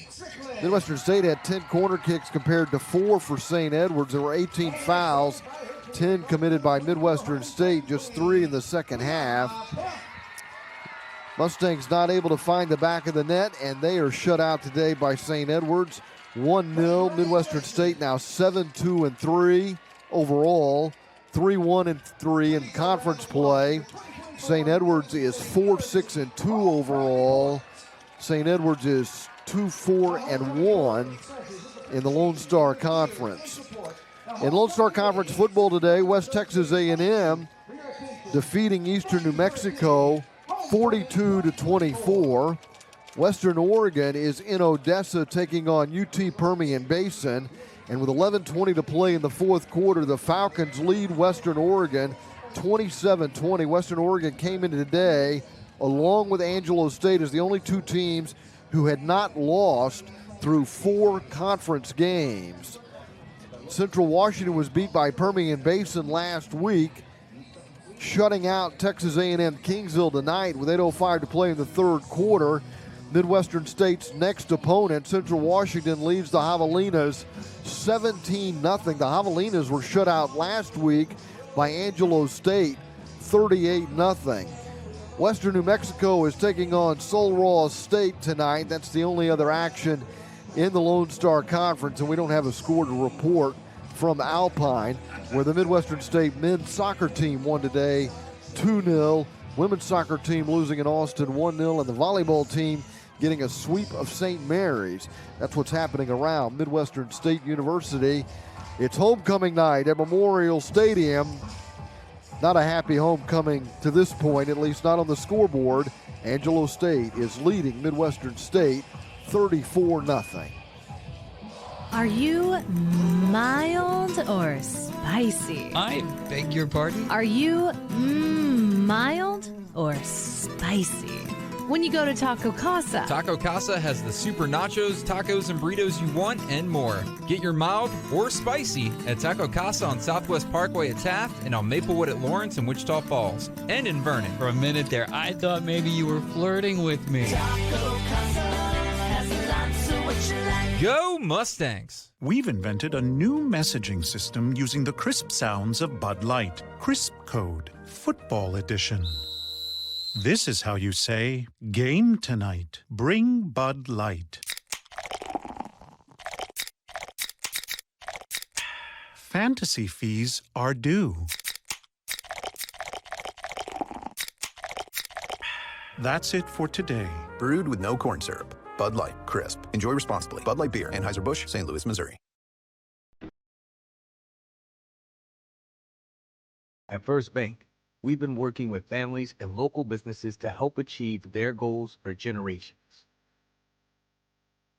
Our customers always come first, and that's why they choose us as their local bank. Invested, experienced, and here to stay. First Bank, your goals are our goals.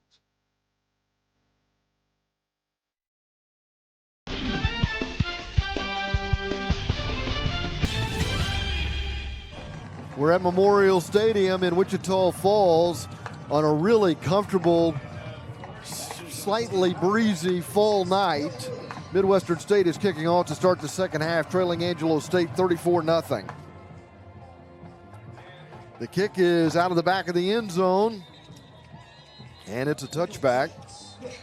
So the football will come out to the 25-yard line. Mitchell Stokes kicking off for Midwestern State.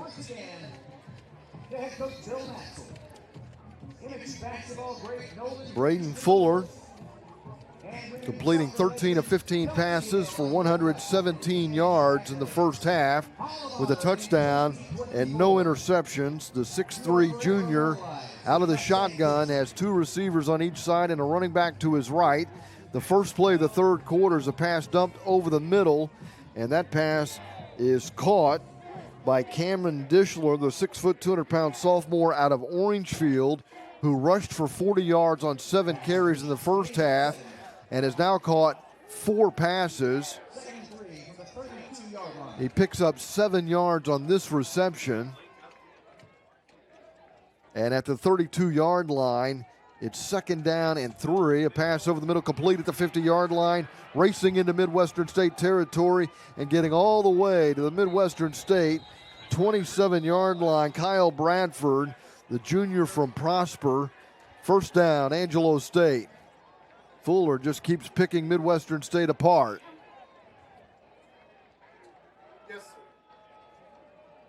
First and 10 at the Midwestern State 28-yard line.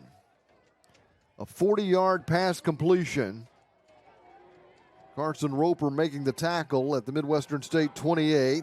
Dishler takes the handoff and burrows up the middle to the 24-yard line, picking up 4 yards. 2nd down and 6 coming up for the Rams, who are approaching 300 yards of total offense tonight.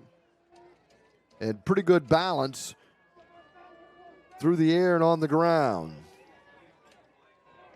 Fuller's thrown for 164. Angelo State has rushed for 118. 2 receivers on each side. Dishler, the running back, to the right of Fuller, who's back to pass. 3-step drop. Heaves it deep down the left side. Contact and a flag thrown. The pass incomplete, but it's pass interference called on Midwestern State. Back there in deep coverage for Midwestern State was Jaden Plater. The intended receiver was Kyle Bradford. The 15-yard penalty will give Angelo State their 16th first down. The football placed at the 9-yard line. First and goal, Angelo State. The Rams already leading 34-0.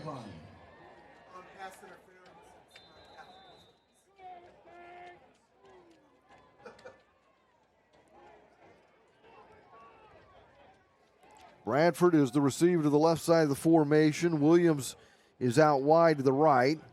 Slot receiver on the right side is Rideau. Quarterback rolls left, throws to the back corner of the end zone on the left side, looking for Bradford, but the Fuller pass is incomplete, bringing up 2nd down and goal from the 9-yard line.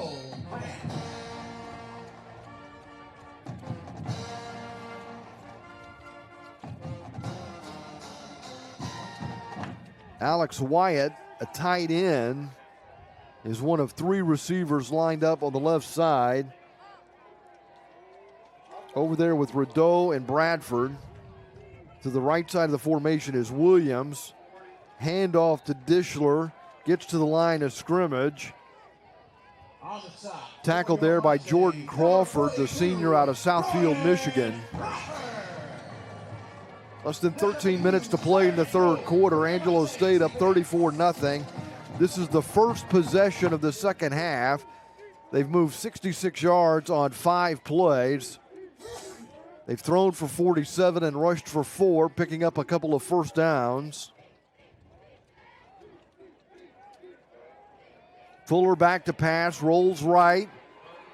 Flag thrown, Fuller to the boundary and inside the 5, forced out of bounds at the 4-yard line. We'll check the penalty. The marker's back at the 18-yard line. It appears to be against Angelo State.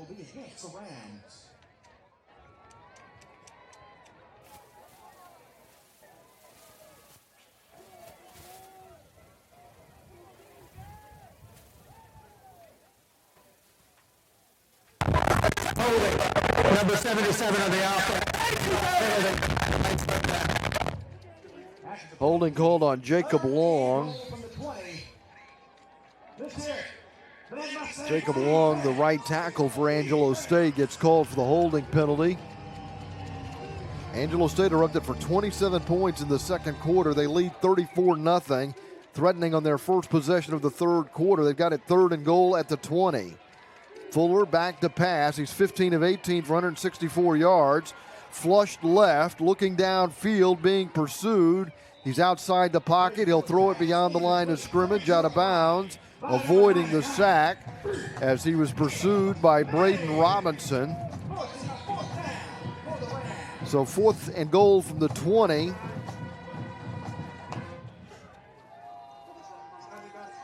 And Bradley Larson will come out and attempt a field goal for Angelo State.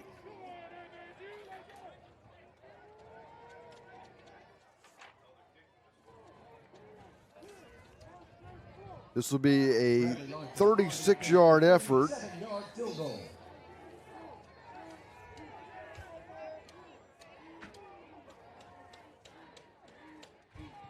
The place down, the kick is on the way, and the kick is good. Bradley Larson, with his 8th field goal on his 11th attempt, is now 2 of 3 from that range for Angelo State. And he's given the Rams a 37-0 lead over Midwestern State with 12:04 to play in the third quarter. We're at Memorial Stadium, live on Flo Sports. Are you mild or spicy? I beg your pardon? Are you mild or spicy?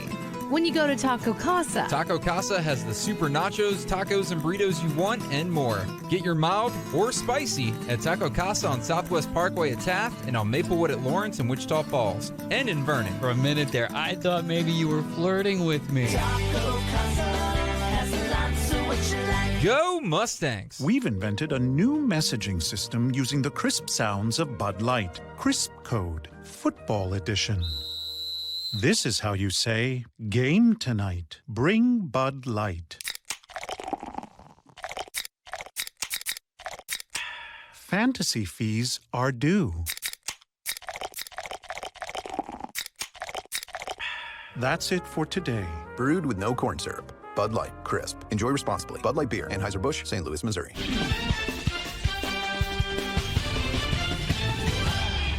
Kickoff goes out of bounds.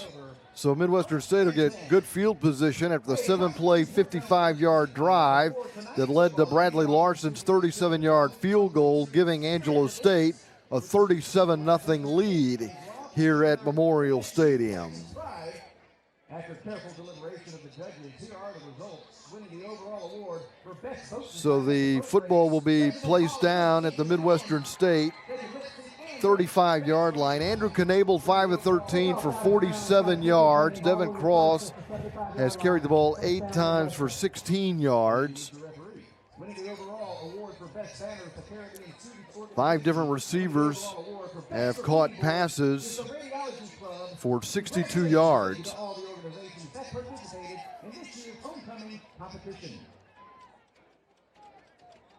Remember, Gonzalez completed a 15-yard pass on a fake punt, but Midwestern State needed like 31 yards on 4th down when they ran that fake punt. So a 15-yard completion wasn't good enough. Devin Cross taking the handoff and is smacked right at the line of scrimmage. Brought down at the 35-yard line. Cross is stopped for no gain. Kenton Allen in on the tackle. It'll be 2nd down and 10.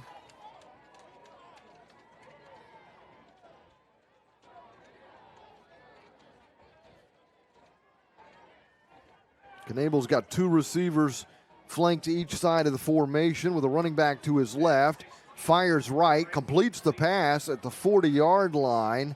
The receiver, Bradford, is immediately wrapped up and twisted to the turf at the 41-yard line of the Mustangs.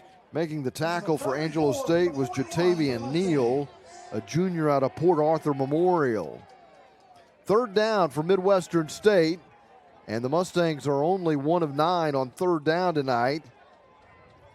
They need 4 from their own 41 to convert third down here in the third quarter. With less than 11 minutes to play in the period, the Mustangs trail 37-0.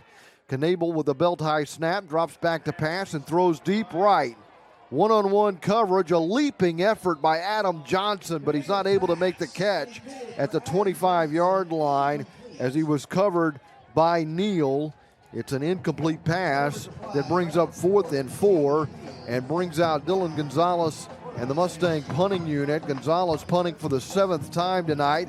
He's been averaging nearly 44 yards a punt. He's had a long of 50 tonight, and once he has pinned the opponent inside the 20-yard line. He also had that fake punt. He's going to punt this one away. It's an end-over-end kick, and a fair catch is called for and dropped. Dropped at the 25-yard line. Midwestern State really needing some kind of break tonight. This might be it. They're trying to untangle the humanity. I think, unfortunately for the Mustangs, Angelo State was able to get back on top of it at the 25, maybe the 26-yard line. And that's where the Rams take over, leading Midwestern State 37-0 with 10:34 to play. The Mustangs have been outgained tonight, 285 yards to 85. Braden Fuller's 15 of 19 for 164 yards with a touchdown, and he's bringing the Ram offense back on the field. At First Bank, we've been working with families and local businesses to help achieve their goals for generations. Our customers always come first, and that's why they choose us as their local bank. Invested, experienced, and here to stay. First Bank, your goals are our goals.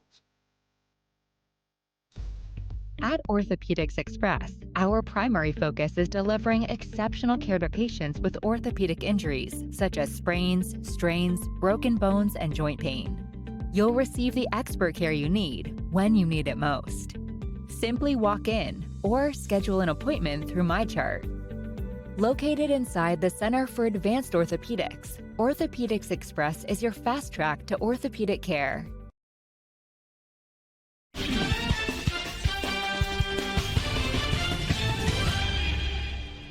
At Memorial Stadium in Wichita Falls, Angelo State with a 37-0 lead over Midwestern State with 10:34 to play in the third quarter. The Rams have the football at their own 26-yard line. And the Rams have made a change at quarterback.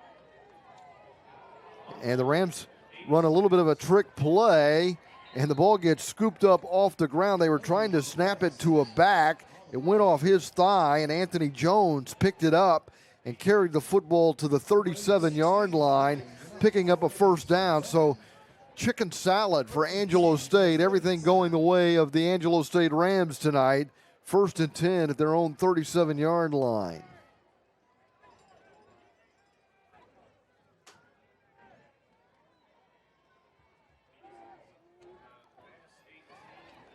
Pass complete to the left side. In at quarterback now is Caden Smith. Smith's a 6'1" sophomore, and the completed pass winds up losing yardage. It's a 4-yard loss. Back to the 33-yard line. It'll be 2nd down and 14.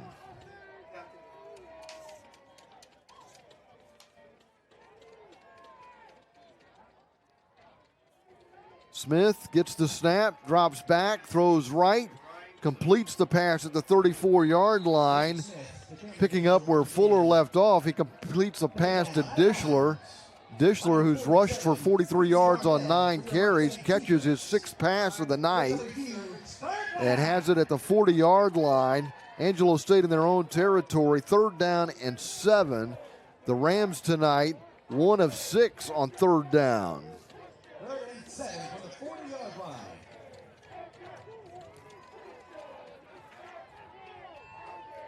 Smith making his 5th appearance and completed 13 of 31 passes for 96 yards coming into the game tonight. He's flushed to the right, gets to the boundary, throws incomplete at the 44 of Midwestern State. The intended receiver was Kel Williams, who was well covered.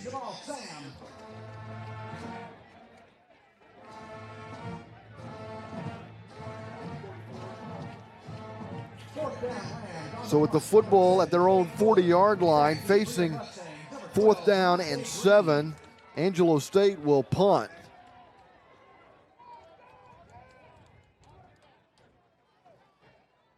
Fuller coming in to punt for the 4th time tonight.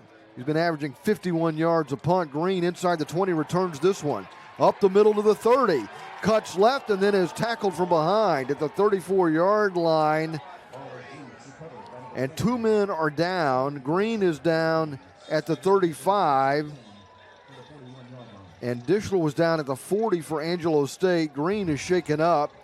He got hit hard from behind, trying to pull himself up now. The training staff is out checking on him.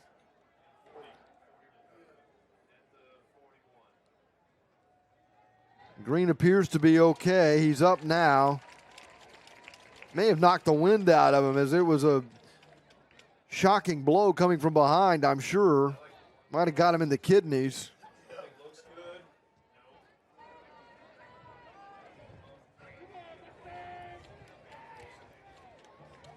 He fumbled the football and it was recovered. It was recovered by Dishler, and Angelo State has it at the Midwestern State 41-yard line. There's a 42-yard punt, an 18-yard return, and a fumble recovered by Dishler. Play action pass. It is batted down. Batting down the pass is Jordan Crawford. Smith has his pass batted right back in his direction. It falls to the ground. He's now 2 for 4 for only 3 yards since replacing Fuller, who threw for 164 yards. Completing 15 of his 19 passes tonight for Angelo State, which leads 37-0 with 8:22 to play. We're in the 3rd quarter. Play action pass. Deep pass down the left side. Intercepted at the 5-yard line. Picking off the pass for Midwestern State is Jaden Plater. Midwestern State gets the interception, takes over at its own 5, trailing Angelo State 37-0. Plater lost his helmet after making the interception. Stood up with a little bit of a Superman pose after picking off the pass.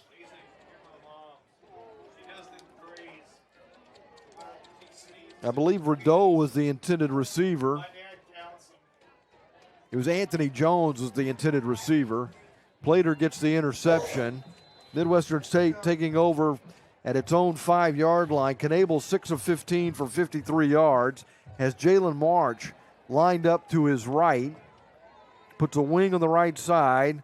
Tosses to March, and March is going to be caught at the 2-yard line, forced out of bounds. The clock will keep running.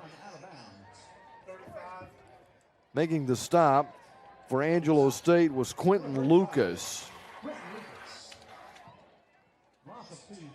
Jalen Robertson replaced by Jimmy Trilla. Robertson was in as a tight end. Trilla comes in as a wide receiver. Less than 8 minutes to play in the 3rd. Midwestern State down 37-0. They lose 2 yards and now have it 2nd down and 12 at their own 3. Trilla's in the slot on the left side. Simeon Sims is the receiver out wide to the left, 2 receivers to the right. A running play up the middle. March takes it to about the 10-yard line. It's a gain of 8, maybe a little bit more than that to the 11-yard line. It's going to be 3rd down and 4 for Midwestern State. Mustangs approaching 100 yards of total offense with 7:16 to play in the third quarter. A timeout is called as the Mustangs have an injured player. Already Folorunzo is coming out of the game limping to the sideline, so they lose an offensive lineman. Just over 7 minutes remaining, third quarter. Knable fires over the middle, incomplete. The pass deflected and caught! How about that? There's a break for Midwestern State. Sims catches the pass deflection and gets to the 30-yard line for a Midwestern State first down. Only their 5th first down of the game.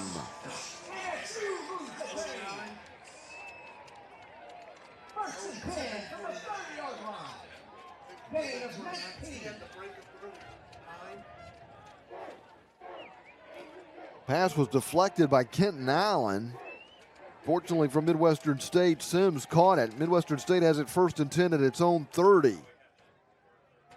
They fake a reverse, run the end around with Jalen March carrying a ram to the 40-yard line and now getting pushed backwards. The man who had him wrapped up and was getting carried was Stephen Woods, and Woods will get credit for the tackle, but it's a 9-yard gain for Jalen March, getting to the 44 of Midwestern State. Or pardon me, the 39-yard line of Midwestern State. March takes the handoff and is stuffed. No gain, brings up 3rd and 1. Midwestern State at its own 39-yard line.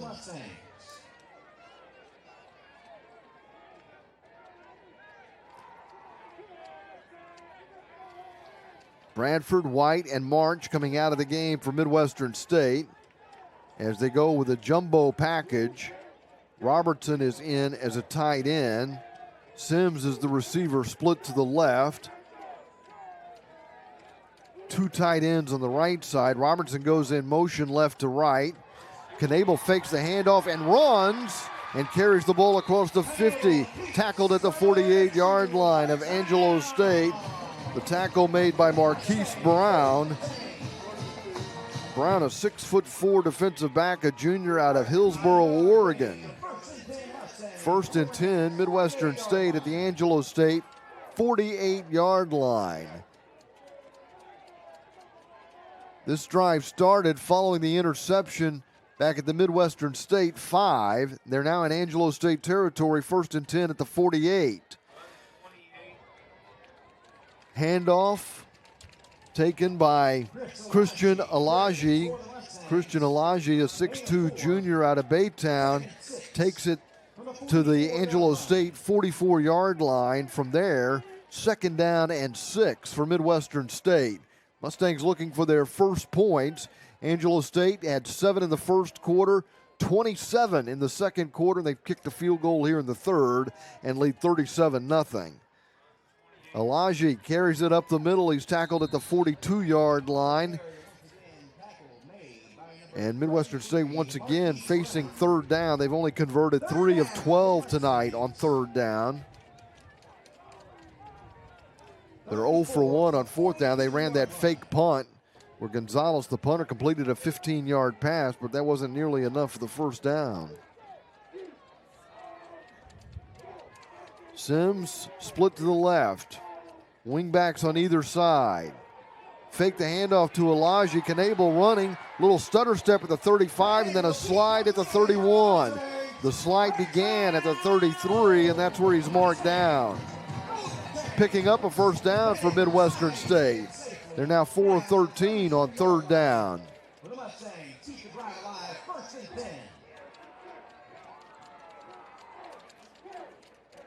Entering the game for the Mustangs is Romeo Tawa, an offensive lineman, a sophomore out of Killeen. Knable fumbles, trying to, I believe, fake a handoff, dropped the ball and fell on top of it at the 40-yard line. So a 7-yard loss brings up 2nd down and 17 for Midwestern State at the Angelo State 40. And that may have thwarted the best drive of the game for Midwestern State. And they got a little bit of a lucky play when Sims caught a deflection deep in their own territory and got out to the 30-yard line. 2 receivers on each side of the formation. Knable gets a chest-high snap, fires right, incomplete at the 36-yard line, trying to get it to Bradford, who is being covered by Pitts. Pitts, by the way, does not have an interception tonight. He's got an interception in every game this season for Angelo State, has 21 career interceptions, most among NCAA Division II players. In fact, I believe he leads all divisions with career interceptions among active players. Mustangs are going to have 3 receivers in a triangle formation bunched on the left side and 1 receiver to the right on 3rd and 17 at the Angelo State 40. Knable back to pass, pocket collapsing. Knable is sacked. Sacked on the play by number 90, Zach Burton. It's the 3rd sack of the night for Angelo State.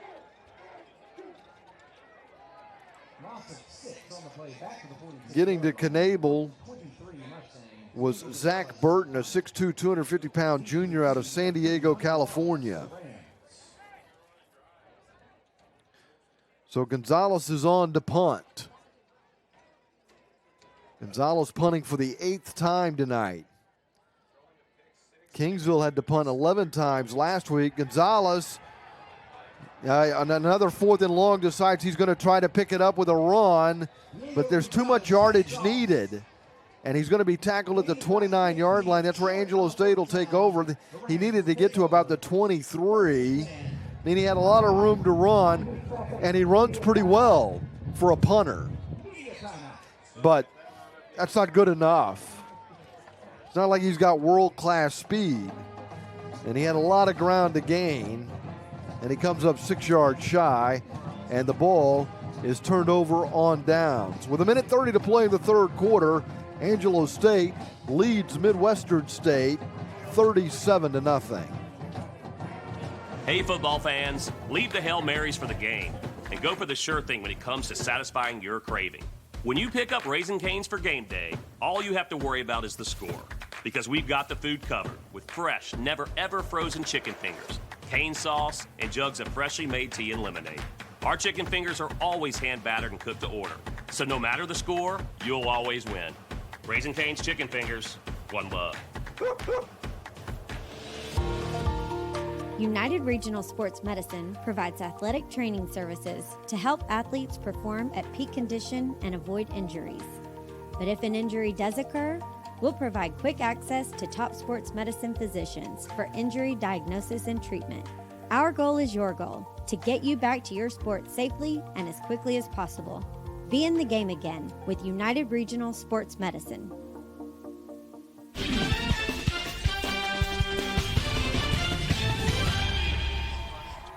Angelo State 37, Midwestern State nothing. 1:30 to play in the 3rd quarter.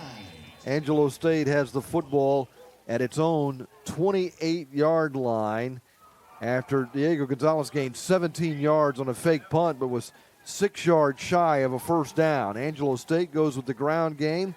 Running left is Zoran Rideau, a 5'10 redshirt senior out of North Shore High School in Houston. He picks up a couple of yards. It's 2nd down and 8. Angelo State at its own 31. Angelo State now with more than 300 yards of total offense, and they've got a free play here as Midwestern State jumped offside. Quarterback rolling right, throwing on the run, and the pass is incomplete. No, it's caught. There's a flag down where the quarterback was hit. The pass was complete to Kyle Bradford, and Bradford's into the end zone for a touchdown.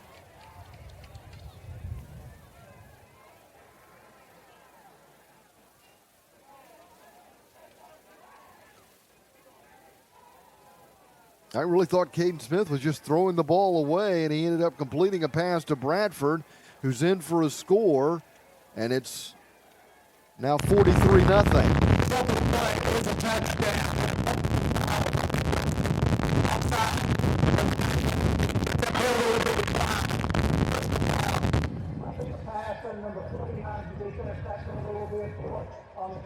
There is a roughing the passer called against Brandon Joseph, the linebacker out of Spring.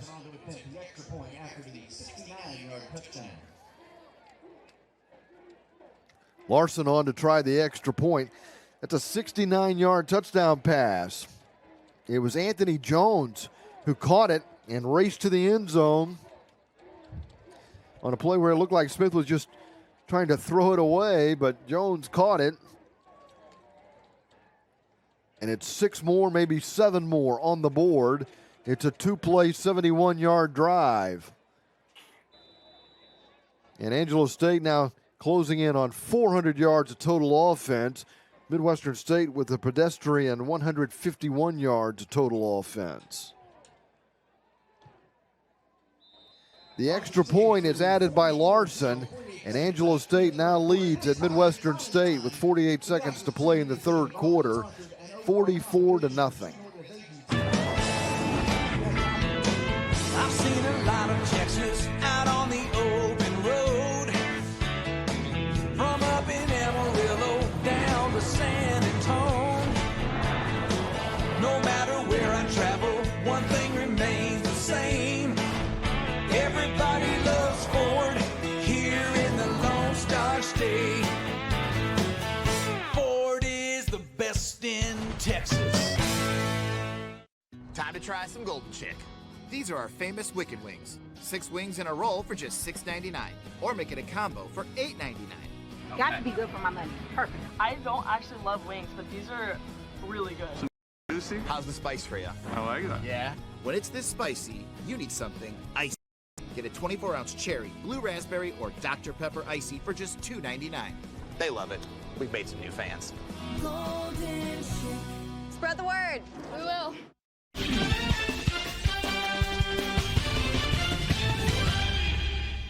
One-way traffic tonight at Memorial Stadium with Angelo State leading Midwestern State 44-0.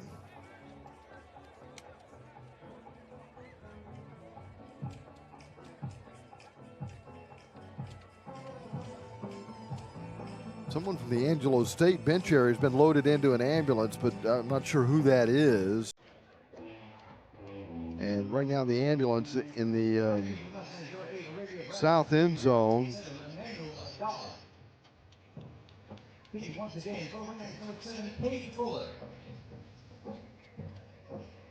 Kate Fuller's ready to tee it up and kick it off, but the ambulance down behind the end zone.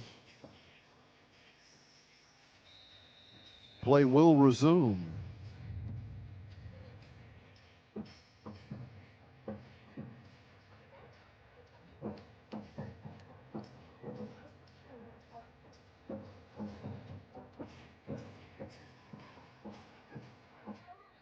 Fuller with a line drive, end over end kick to the left side of the end zone. It bounces 5 yards deep and through the back of the end zone. The touchback brings it out to the 25 for Midwestern State with 48 seconds to play in the third quarter.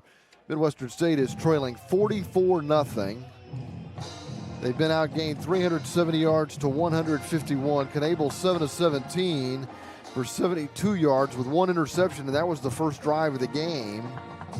Midwestern State's not really been able to run the ball either. They've had 5 different ball carriers run it 30 times for 64 yards. March with 28 carries with 28 yards on 9 carries.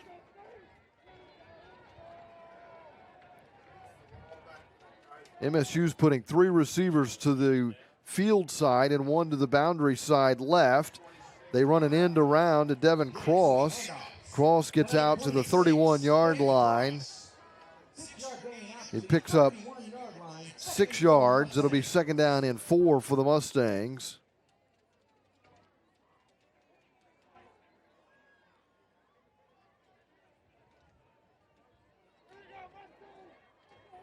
Paul Ledet over the football, ready to deliver the snap to the redshirt freshman, Andrew Knable.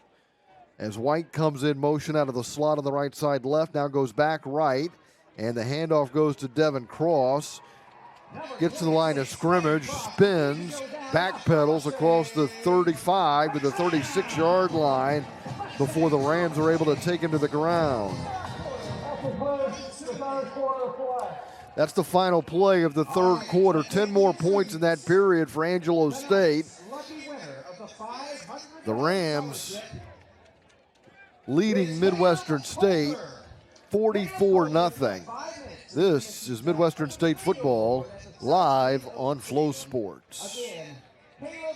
Whether on the field or on the grill, nobody does game day better than you. The best tailgates start with the best beef, and the best beef is Rancher's Reserve. It's USDA Choice All Angus beef, so it's more tender, juicy, and flavorful. And that means it's sure to be the talk of your tailgate. Nothing says go team like a tailgate done right. So fire up your grill, tailgaters. We'll see you on game day. Rancher's Reserve, available at Market Street and United Supermarkets, where we do beef the best. We believe that one account doesn't fit everyone, especially younger members. That's why Union Square offers a variety of student accounts tailored to the members they serve. Whether you want to start your child early with a Super Saver account, a budget builder account for teenagers, or a college student who needs to learn the practical aspects of checking and credit, we want to help students of all ages get on the right financial track. Come in today and ask about student accounts from Union Square. Union Square, more like family. Farmers understand two things. Fences need to be horse-high, pig-tight, and bull-strong, and there's always something waiting to be done. At ASCO, we understand that the wheels of progress need to keep turning. It's why we're on it with every call and every job. It's why we sell, service, and support Case IH equipment. Versatile machines and often. Case IH machines help preserve the land, which in turn preserves livelihoods. Whatever it is, at ASCO, we're on it. The first play of the fourth quarter is a handoff to Devin Cross, who takes it from the 36 to the 40 of MSU. A 4-yard gain brings up 2nd down and 6. Cross with his 13th carry now has 24 yards. Running right to the 44-yard line. Cross is brought down by Jordan McKinney and Marquise Brown. 2 yards shy of a first down. Midwestern State 4 of 14 on 3rd down tonight. Angelo State leads 44-0, and they're just 1 of 7 on 3rd down tonight. They haven't waited to 3rd down to do their damage. Wing on the left, receiver wide right. Knable on a keeper. Running right, wrapped up around the shoulders, and Gang tackled at the 45-yard line. Knable came out of his helmet, so he's going to have to come out of the game. Knable's not going to last long as the Midwestern State quarterback keeps taking those kind of hits. Matthew Duncan is going to come in. He's a left-handed quarterback for Midwestern State. From the 45. The offense is still on the field. Duncan comes in as Midwestern State faces 4th and 2. Duncan making his 6th appearance. He's 8 of 15 for 51 yards. Has thrown a 22-yard pass. And Midwestern State taking a timeout here. Midwestern State calling the timeout. That would allow Knable to come back in the game.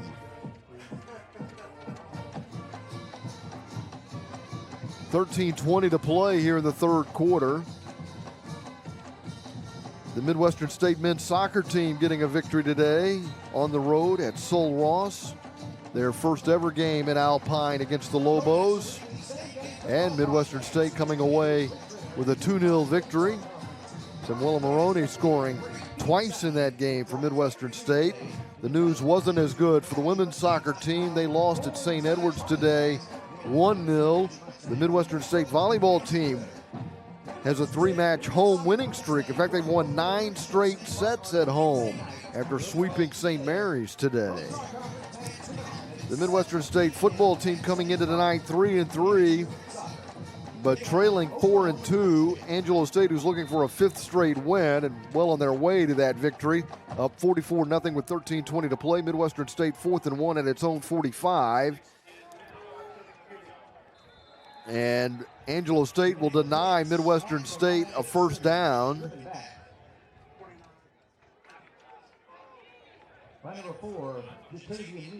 Knable did come back in the game and probably wishes Duncan had stayed out there and the Midwestern State had not called a timeout because he got beat up and denied first down yardage. The football is at the Mustang 45, and Angelo State taking over on downs as Midwestern State is now 0 for 3 on 4th down tonight. Just 4 of 15 on 3rd down. They've been outgained by 200 yards tonight. Angelo State taking over at the MSU 45. Smith in at quarterback. Smith hands the football off to Cannon Weiss. Weiss, a sophomore, into the game for Angelo State and picks up 9 yards on his first carry, taking it to the Midwestern State 36-yard line.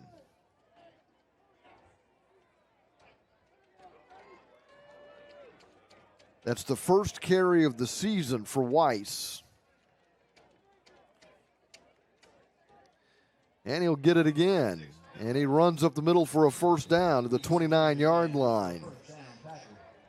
My guess is the next 12 and a half minutes is going to go by pretty fast. That Angelo State will keep the ball on the ground. They've got a lot of backups in the game. They may score again, but they've got backups, and these are pretty simple running plays. They lead Midwestern State 44-0. They're using a lot of the play clock here. There's still 15 seconds on the play clock, but they're just kind of meandering around. Smith now gets them set. They've got an H-back on the left, 2 receivers to the wide side, a tight end on the left side, a running back to the left of Smith. And Smith once again handing the ball to Weiss, who's a big, strong fullback type. And he runs up the middle, and while there's no cloud of dust on Joe Field, he picks up a yard or 2 running between the tackles. 11:40 to play. Number 58, Montez Covington for your Mustangs defense. Slot receiver on the left side is Anthony Jones, who caught the touchdown pass a moment ago from Smith. Smith fakes a handoff, is going to run left. He's in trouble and may be tackled behind the line of scrimmage, and he is. Jalen Thompson catches up to him at the 36-yard line and drags him down before he gets to the boundary on the left side. It's going to bring up 3rd and long, 3rd and about 15 needed for a first down, maybe 16 needed for the first down. They have to get inside the 20. The football's at the Midwestern State 35-yard line.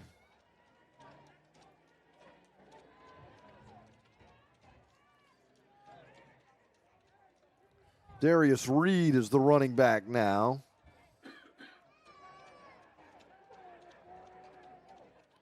Reed has not carried the ball this season. Smith back to pass on 3rd and 16, running right, throwing on the run, intercepted at the 30-yard line. The pass is picked off by Jaimez Rodriguez. Aaron Jaimez Rodriguez, a 5'10 junior out of Stockton, California, was down on the ground when he picked himself up and stretched out to pick off the pass, getting the interception.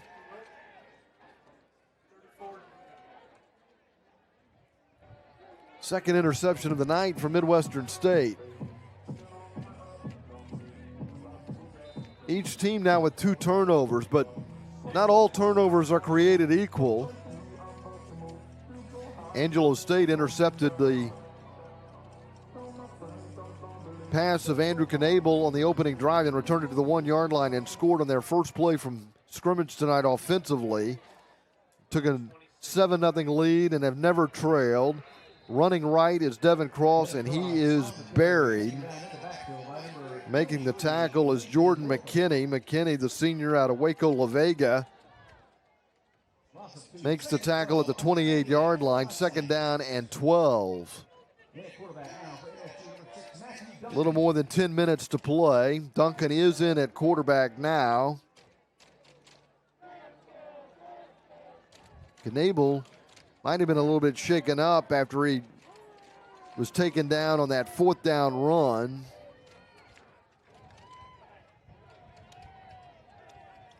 Duncan gets the snap. He's going to, and he's got no place to go. Maybe he picked up a yard. It's 3rd and 11.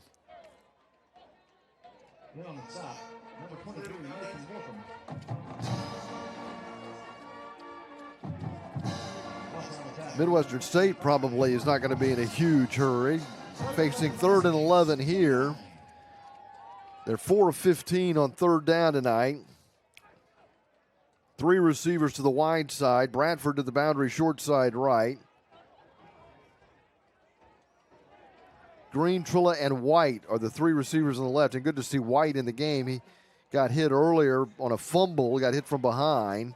Pass over the middle, and reaching up to grab it for Midwestern State is DeMonte Green. And it was Green, I think I said White. It was Green who got injured earlier on that fumble, and he makes a spectacular catch here, reaching up, pulling it down at the Midwestern State 45-yard line. They pick up a 1st down. 5th time they've converted on 3rd down tonight. Give to Jalen March, running right, and running right into a gang of Rams. And leading the charge for Angelo State was Demetrius Charles, the junior out of Channelview, but there were 3 or 4 teammates there to help out. 2nd down and 11 for Midwestern State, a loss of 1. The football at the Mustang 44. Green, Trilla, and White, the 3 receivers left. Bradford to the boundary short side right. Duncan, the quarterback.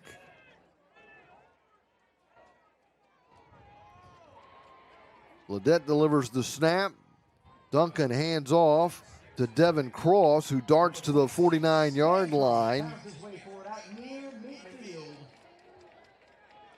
So a pickup of 5 yards. 3rd down and 6 coming up for Midwestern State at their own 49.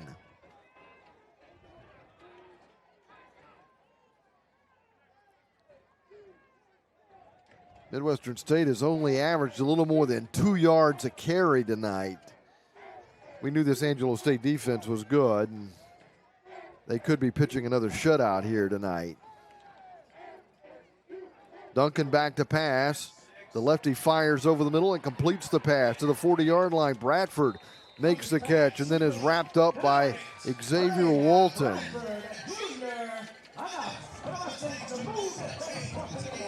Angelo State shut out Western New Mexico 3 weeks ago, 21-0. Last week they shut out Kingsville 38-0.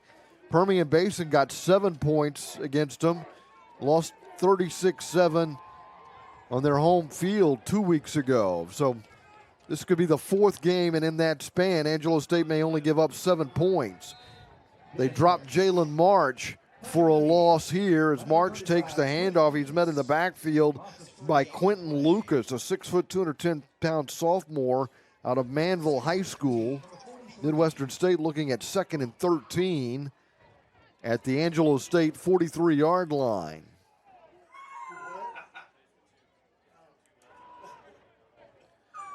Midwestern State now over 200 yards of total offense.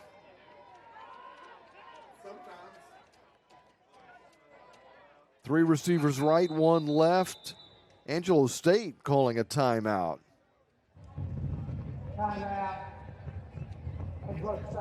With a 44-0 lead and 6:01 to play, Angelo State had Midwestern State in 2nd down and 12, and the Rams take a timeout.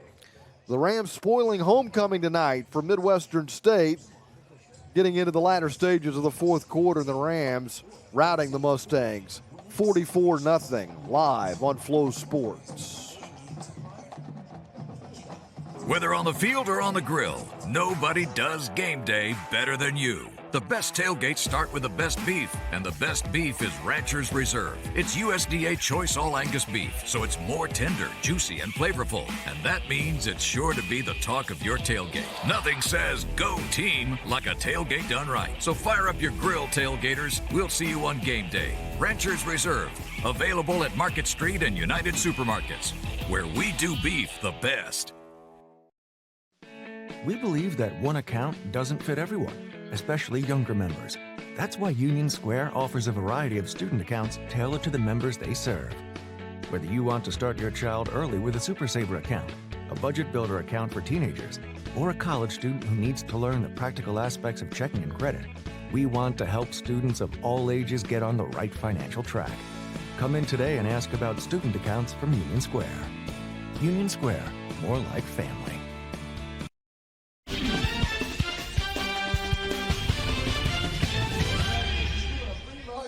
Midwestern State trailing 44-0 has the football with 6:01 to play in the fourth quarter at the Angelo State 43-yard line. Matthew Duncan in at quarterback for the Mustangs. On 2nd and 13, Duncan takes the navel high snap, and the left-hander fires over the middle, incomplete for Bradford through his hands between the hash marks at the 30-yard line. Covering on the play was Donovan Thomas. Also in on the coverage was Demetrius Charles. And with 5:51 to play, Midwestern State faces 3rd and 13. Mustangs 6 of 17 on 3rd down. 3 receivers to the right side and 1 to the left. Duncan with a running back to his left, gets the snap. Drops back to pass, escapes, runs left, runs through a tackle, tiptoes along the sideline and is out of bounds. 3 yards shy of the first down. They're going to mark him out of bounds at the 34-yard line, so he needed another 4 yards to pick up a first down. 4th down and 4. Midwestern State trailing 44-0. 5:32 to play. We're in the fourth quarter.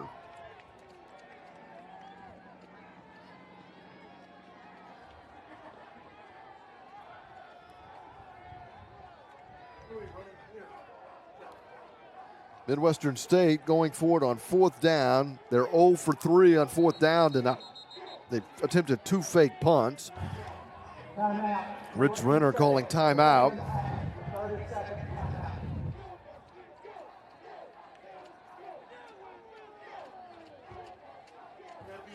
5:10 to play.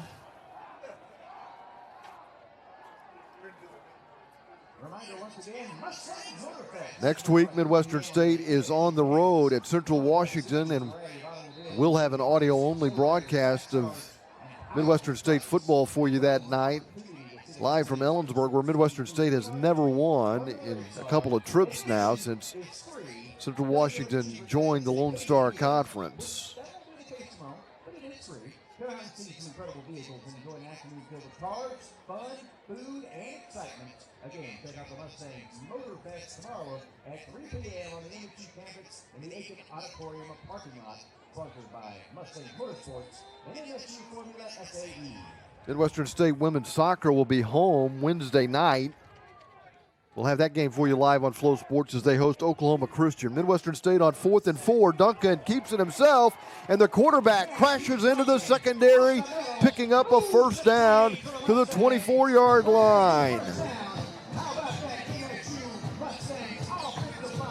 Quentin Lucas loses his helmet for Angelo State. He'll have to come out of the game for a play as Midwestern State picks up the first down. Clearly not the 19. Mustangs would like to get this bagel off the board, trailing 44-0. Football at the 24-yard line. 3 receivers right, 1 to the left.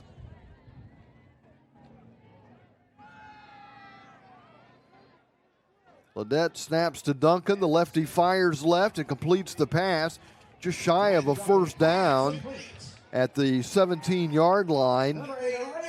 Bradford going down to the ground making the catch, curled up in the fetal position, protecting the football. He did not hang on to it. It hit the turf, and it's an incomplete pass. 2nd down and 10 coming up for Midwestern State. White, Trilla, and Green, the 3 receivers to the right side of the formation, crosses the running back to the left of Duncan. Bradford is split to the left. After the incomplete pass, 2nd down and 10. Duncan completing 2 of his first 4 passes. Completes this pass to Trilla at the 19, Trilla to the 15, dancing and going out of bounds as he gets to the 13-yard line. Picking up a first down for Midwestern State. That's the 12th first down of the game for the Mustangs. 4 minutes to play. Midwestern State down 44-0, but threatening at the Angelo State 13. Angelo State trying to get their 3rd shutout in 4 weeks. They've only given up 7 points in that span. They've given up less than 11 points a game this year. Duncan takes the ball away from Cross and runs right, is wrapped around the waist and brought down to the ground by Zach Burton. Burton is a 6'2", 250-pound junior out of San Diego, bringing Duncan to the ground at the 11-yard line. It's a gain of 2. 2nd down and 8. Midwestern State can pick up a first down around the 3-yard line without scoring. 2 receivers to each side. 3:10 to play. Still 12 seconds on the play clock as the skill position players look toward the boundary to their right, getting the play call. Duncan gets a chest-high snap, gives to Cross. Cross runs up the middle. Duncan fakes a pass as Cross gets pushed backwards. No gain on the play. 3rd down and 8 coming up for Midwestern State. Leading the charge that time for Angelo State was Jahi Osuna, a 6'3" junior out of California, out of Mount San Jacinto College. 3 receivers to the right of Duncan. He's got 1 receiver split left. He's got Jalen March on his left hip. On 3rd down and 8, Duncan gets the snap, drops back to pass, fires, complete. Trilla caught it, hit the ground across the goal line. The ball came out. Touchdown, Midwestern State. Mustangs will not be shut out tonight.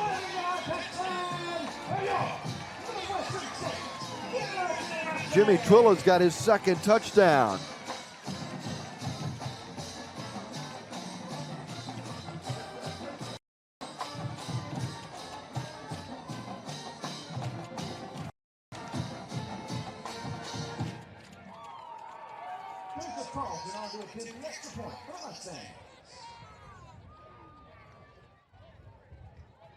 Joe Carlson on to try the extra point.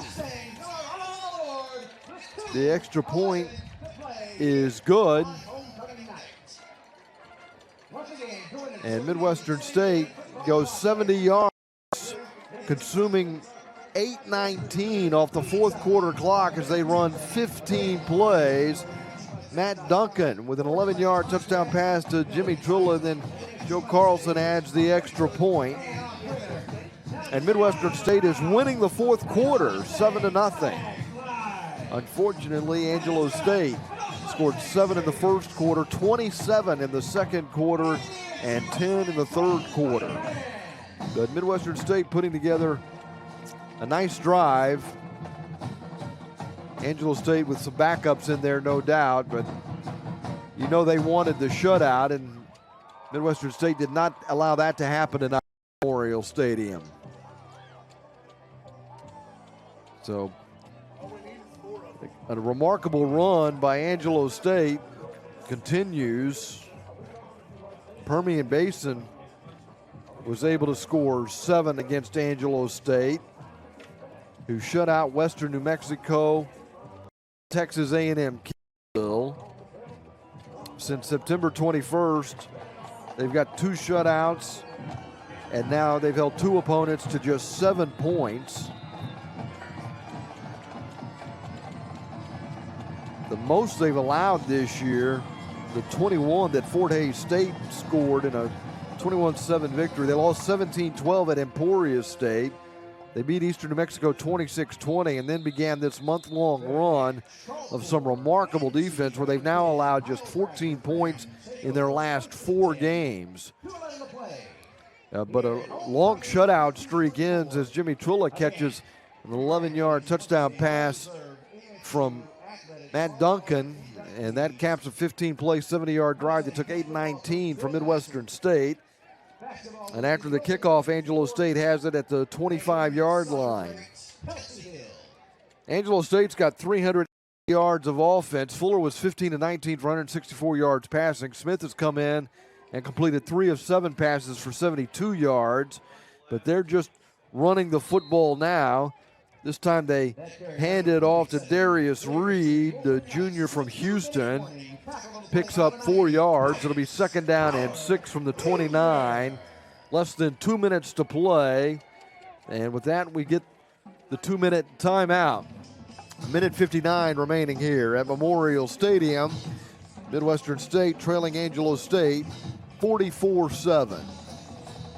Each path to success is a journey. At MSU Texas, you can set yourself up for success while learning on your own terms. Faculty mentors, research opportunities, real-world experiences, and individual attention are just a few of the many advantages of an MSU Texas education. Live, lead, and learn in a vibrant, creative community. Make connections that will last a lifetime and prepare for the careers of tomorrow, today. Take the first step of your journey with MSU Texas. In life, things aren't scripted. If you're an athlete, we need people like you and translate those skills to officiating. You can get a lot out of it. It happens in every town, in every game. We never have a perfect game, but the rewards always outweigh the negativities.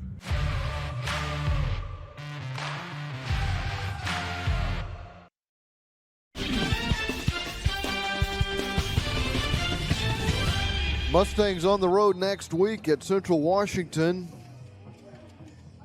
We'll have an audio-only broadcast streaming for you. You can find the broadcast at msumustangs.com. There will be a broadcast on Flow Sports emanating from Central Washington, but you can always turn down the sound and listen to the Midwestern State broadcast. Football is at the 29-yard line for Angelo State. They're in their own territory, leading 44-7 with 2 minutes to play. They put another second on the clock because in a 44-7 game, you never know when that 1 second is going to be vital. Crossing the 40 and getting to the 41-yard line, carrying the football for Angelo State, Cannon Weiss. 4th carry for Weiss. First down, Angelo State. That's 20 first downs for Angelo State. They're closing in on 400 yards of total offense tonight. Weiss picking up 11 yards. Now has 28 yards on 4 carries. Another running play for Angelo State. It's Darius Reed picking up 1 yard. That's 396 total yards now for Angelo State. On the 41-yard line.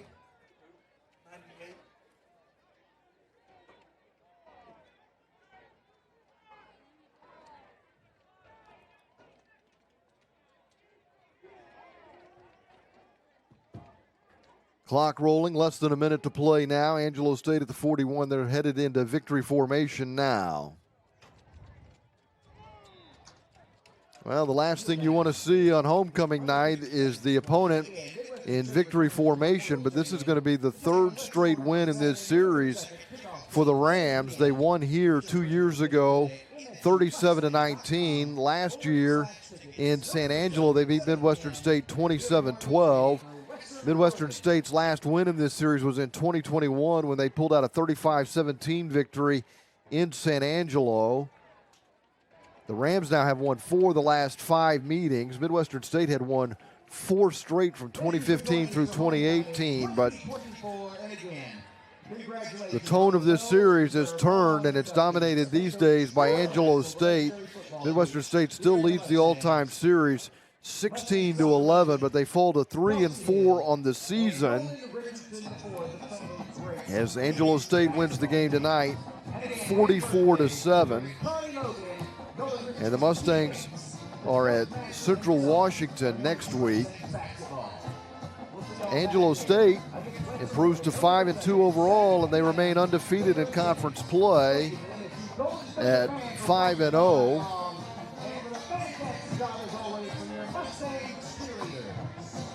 Midwestern State,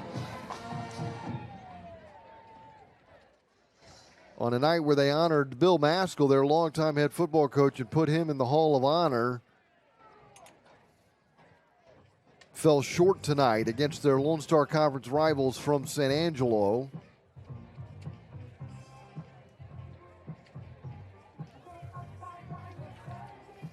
And in conference play now, Midwestern State is 2-3. Wins over Eastern New Mexico and Sol Ross. A 27-3 loss here to Permian Basin, and then they lost at Kingsville 40-13.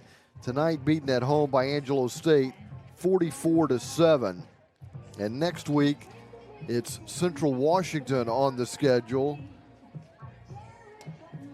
Central Washington taking on Texas A&M Kingsville down in South Texas tonight. And Central Washington has won that game 31-0. So another opponent who seems to be coming into their own, coming up for Midwestern State. Central Washington is still very much in the conference race.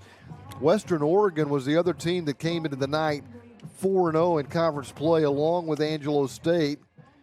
And they remain undefeated in conference play as they beat Permian Basin tonight 30-27. So Western Oregon keeping pace with Angelo State. That Permian Basin team remains a tough one to figure out. West Texas tonight walloped Eastern New Mexico 42-24 in Portales. The other game in conference tonight, Western New Mexico at Sol Ross, and we don't have a score to report from that game. Coming up next week, Western New Mexico hosts Eastern New Mexico. Kingsville is at Western Oregon. Kingsville will go into that game having lost twice now in conference play. Angelo State hosts Sol Ross next week. Permian Basin is at West Texas, and as we told you, Midwestern State is at Central Washington. So that's what's coming up next week in the Lone Star Conference. Hopefully it'll be a better finish for Midwestern State next week. I know they were somewhat optimistic coming into this game. They thought they'd give Angelo State a good game, but Angelo State got the interception early, scored on their first drive, and then erupted for 27 points in the second quarter tonight. And by halftime, this game was pretty well decided. A one-play, one-yard drive after the interception return gave Angelo State a 7-0 lead as Fuller carried it in from a yard out. Dishler would score on a 6-yard run with 13:36 to play in the second quarter, capping a 9-play, 68-yard drive that took a little more than 3 minutes. Angelo State scored on a 2-minute drive as they went 66 yards on 5 plays. Wilcox scoring on a 4-yard run. Freeman took an end around 20 yards for a touchdown, capping a 1-play drive as Angelo State went ahead 27-0 with 6:52 to play in the first half and would score on the final play of the half. Fuller throwing a 20-yard touchdown to Wallace to make it 34-0. They capped their first drive of the second half with a 37-yard field goal after they went 55 yards in 2:56, running 7 plays at the start of the third quarter to take a 37-0 lead. They would score just one more time. Smith, the backup quarterback, coming in on a play. He got flushed out to the boundary on the right side. Looked like he was just throwing the ball away, but Jones caught it, went 69 yards for a score. That was a 2-play, 71-yard drive that only took 42 seconds. And then Midwestern State went on a methodical 15-play, 70-yard drive that took 8:19. They got on the board Trilla caught an 11-yard touchdown pass from Duncan, who came in for Knable. Midwestern State doing their 24 push-ups as they remember Robert Gray tonight, who's never far from our thoughts here at Midwestern State. The Mustangs trying to stay 24 strong. And tonight, Angelo State was just too much for an MSU team that is a little bit shell-shocked tonight and will have to regroup before they play Central Washington. We hope to visit with Rich Renner on our postgame show. The first-year head coach was hoping for a better result tonight, but we'll get his thoughts at the conclusion of this one as Angelo State dominates Midwestern State. 44-7 the final score as Angelo State outgained Midwestern State 392 yards to 241 yards, though Midwestern State had the football for 15 more minutes. Babe Laufenberg, who spoke to this team before the season started at the Welcome Back Dinner, says he never likes the time of possession statistic, primarily because it won't tell you who won the game. It will tell you how the game was played. Angelo State scored on a lot of quick drives. This has pretty much been their MO, and their defense was just dominant again tonight. They've only given up 14 points in their last 4 games with 2 shutouts. Permian Basin and Midwestern State each managed to score 7 points, but neither team was in the game against the Rams, who are looking really good, but right now only tied with Western Oregon. Both teams are undefeated in conference play. We'll see how the season unfolds. We'll see what lays in front of Midwestern State as the season continues at Central Washington next week. We'll visit with Rich Renner on the Bud Light postgame show as Midwestern State football continues live on Flo Sports. A new messaging system using the crisp sounds of Bud Light. Crisp Code, Football Edition. This is how you say, game tonight. Bring Bud Light. Fantasy fees are due. That's it for today. Brewed with no corn syrup. Bud Light, crisp. Enjoy responsibly. Bud Light Beer, Anheuser-Busch, St. Louis, Missouri. At First Bank, we've been working with families and local businesses to help achieve their goals for generations. Our customers always come first, and that's why they choose us as their local bank. Invested, experienced, and here to stay. First Bank, your goals are our goals. At Orthopedics Express, our primary focus is delivering exceptional care to patients with orthopedic injuries, such as sprains, strains, broken bones, and joint pain. You'll receive the expert care you need when you need it most. Simply walk in or schedule an appointment through MyChart. Located inside the Center for Advanced Orthopedics, Orthopedics Express is your fast track to orthopedic care.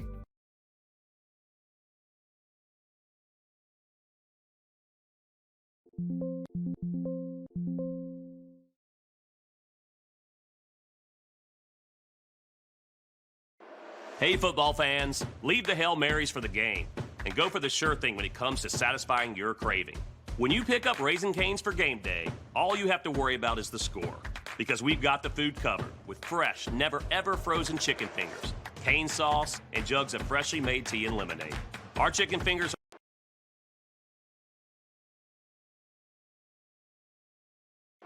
Hey, football fans, leave the Hail Marys for the game and go for the sure thing when it comes to satisfying your craving. When you pick up Raisin Canes for game day, all you have to worry about is the score, because we've got the food covered with fresh, never-ever frozen chicken fingers, cane sauce, and jugs of freshly made tea and lemonade. Our chicken fingers are always hand-battered and cooked to order, so no matter the score, you'll always win. Raisin Canes chicken fingers, one love.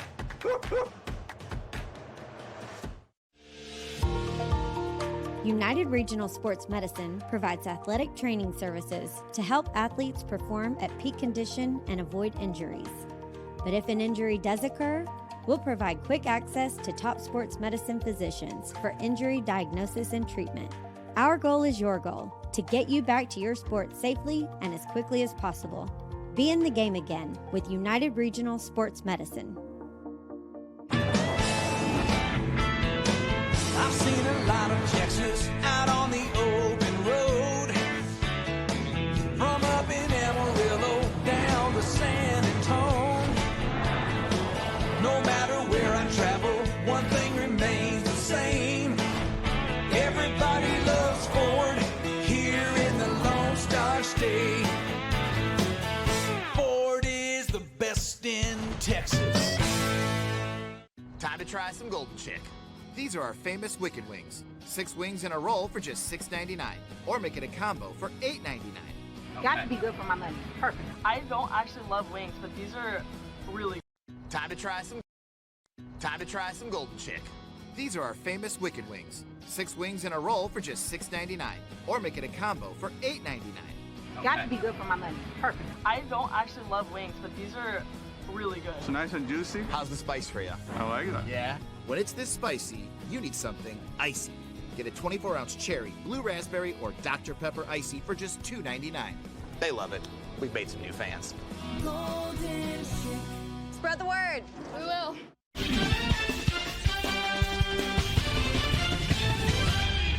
Tonight, Midwestern State falls to Angelo State 44-7 here at Memorial Stadium. It was homecoming night. It was a festive atmosphere, but Angelo State took the wind out of the sails of Midwestern State pretty early tonight. They gained 392 total yards and outgained Midwestern State by about 150 yards tonight. Fuller was 15 of 19 for 164 yards with a touchdown. Knable for Midwestern State completed 7 of 17 passes for 72 yards, and Duncan completed 4 of 6 passes for 49.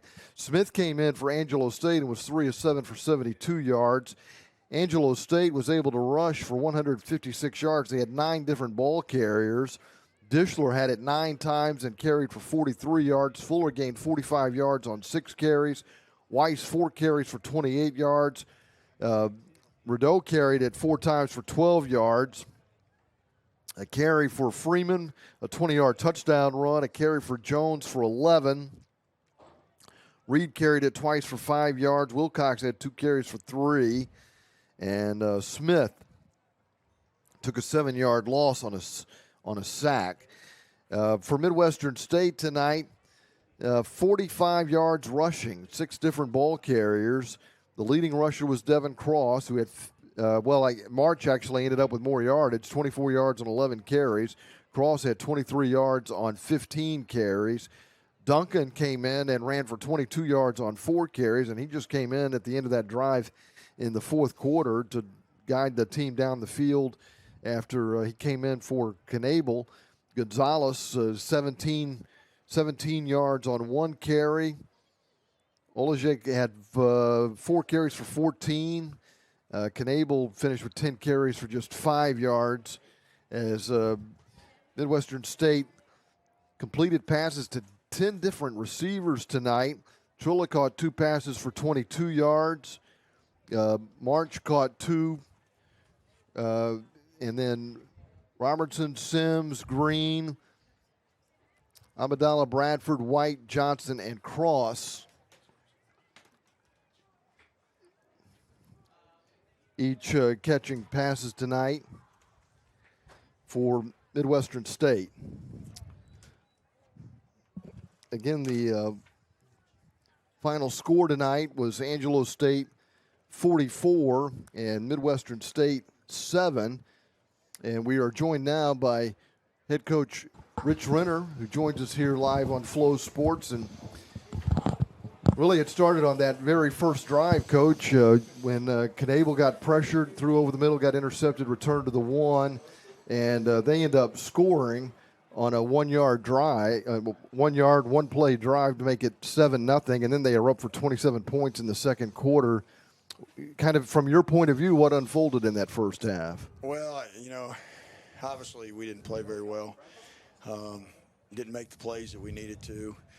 That didn't start with, it started with the interception, like you said. Obviously, he got pressured. You just do it right to him instead of getting rid of it or taking the sack. I know he got cut and tackled really low, which probably could have been a Yeah, penalty. But got hit around the knees on that play. But, we're not going to get all the calls our way, especially when you're 3 and 4. And so, you just can't make that mistake. And we talked about that, protecting the ball and not throwing interceptions, because obviously against a good team like Angelo State, that's going to happen, when you throw it up for grabs. And so, it did. It unraveled there, and defensively we didn't fit properly. There's a lot of things we've got to correct and get done as a coaching staff, and make sure that our kids are all on the same page, because obviously they're not.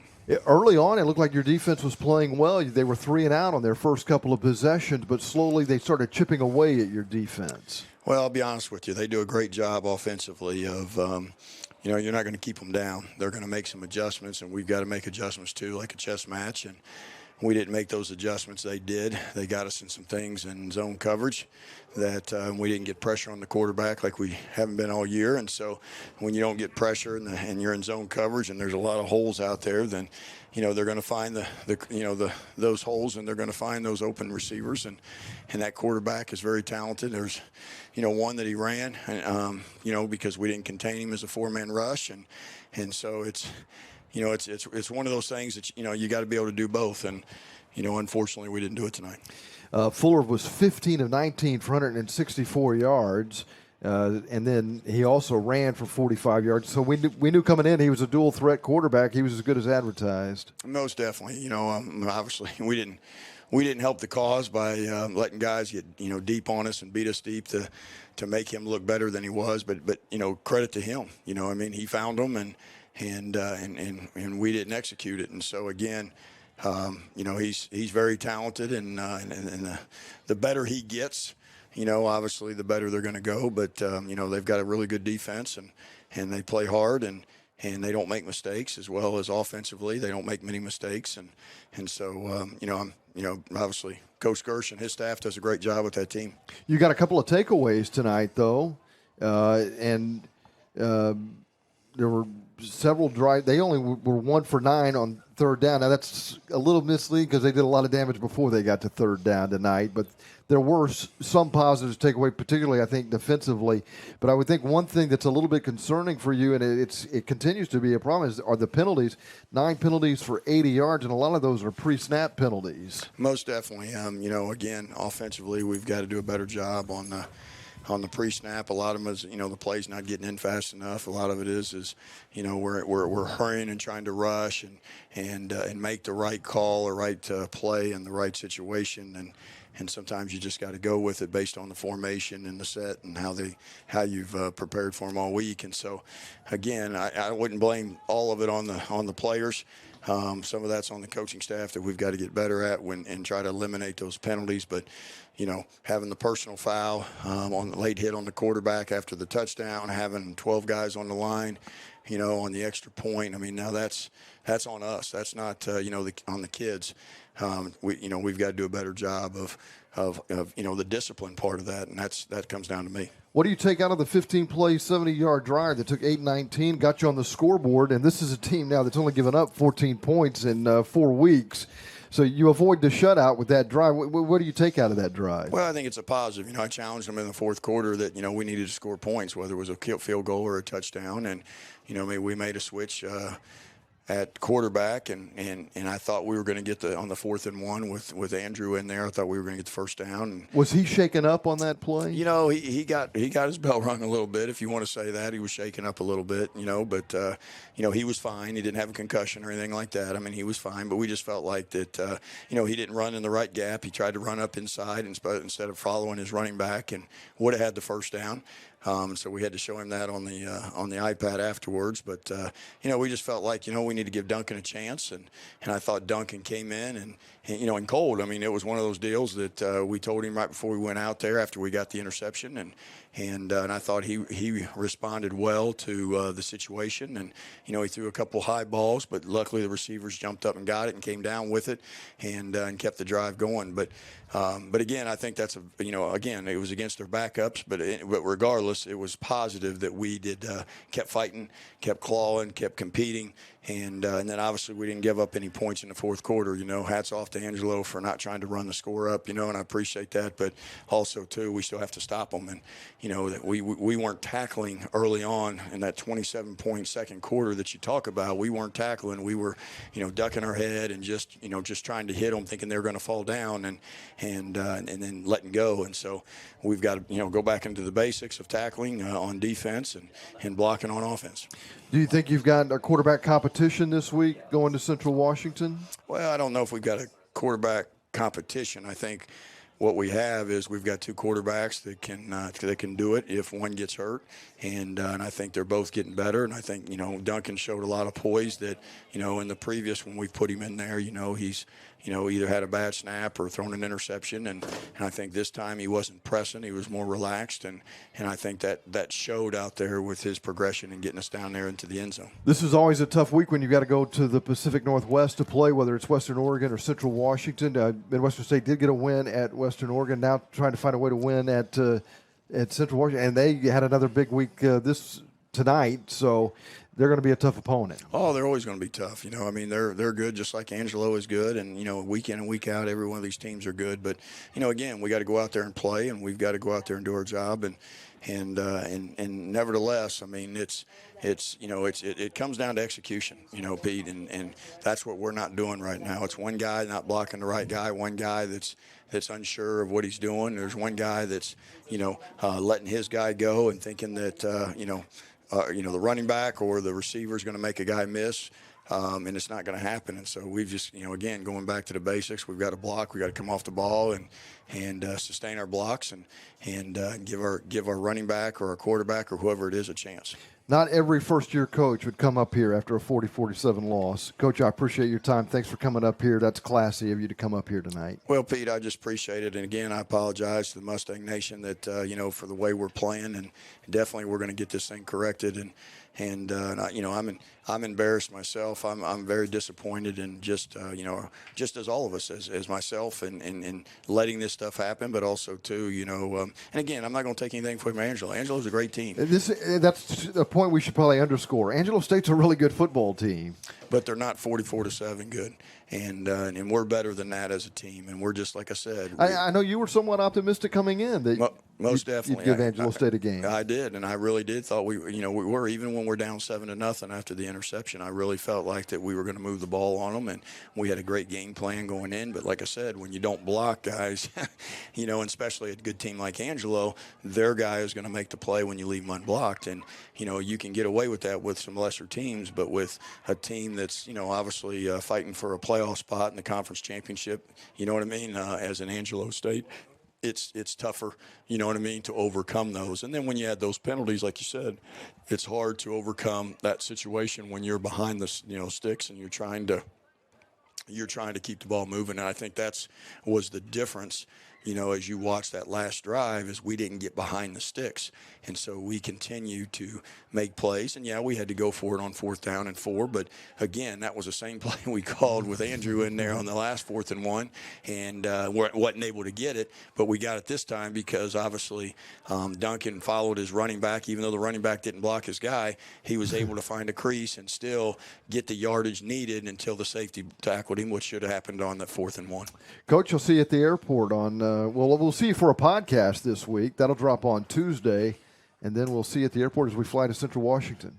All right, thanks, Pete. I appreciate it, and go Mustangs. We'll have an audio-only broadcast for you next Saturday night from Ellensburg, Washington, as Midwestern State takes on Central Washington, and we hope you'll join us for that. There will be a live sports broadcast as well emanating from Central Washington, but would encourage you to turn down the sound, listen to the Midwestern State broadcast. It'll be streaming live on MSUMustangs.com. Don't forget, we're live on Flow Sports Wednesday as the Midwestern State women's soccer team is in action. Taking on Oklahoma Christian, trying to rebound from their 1-0 loss today. The Midwestern State men's soccer team got a 2-0 victory over Sul Ross. And the volleyball team getting back-to-back sweeps against St. Edwards and St. Mary's this weekend. But it wasn't a happy ending to the homecoming weekend as Angelo State beat Midwestern State at Memorial Stadium tonight, 44-7. I'm Pete Stein saying so long, live on Flow Sports.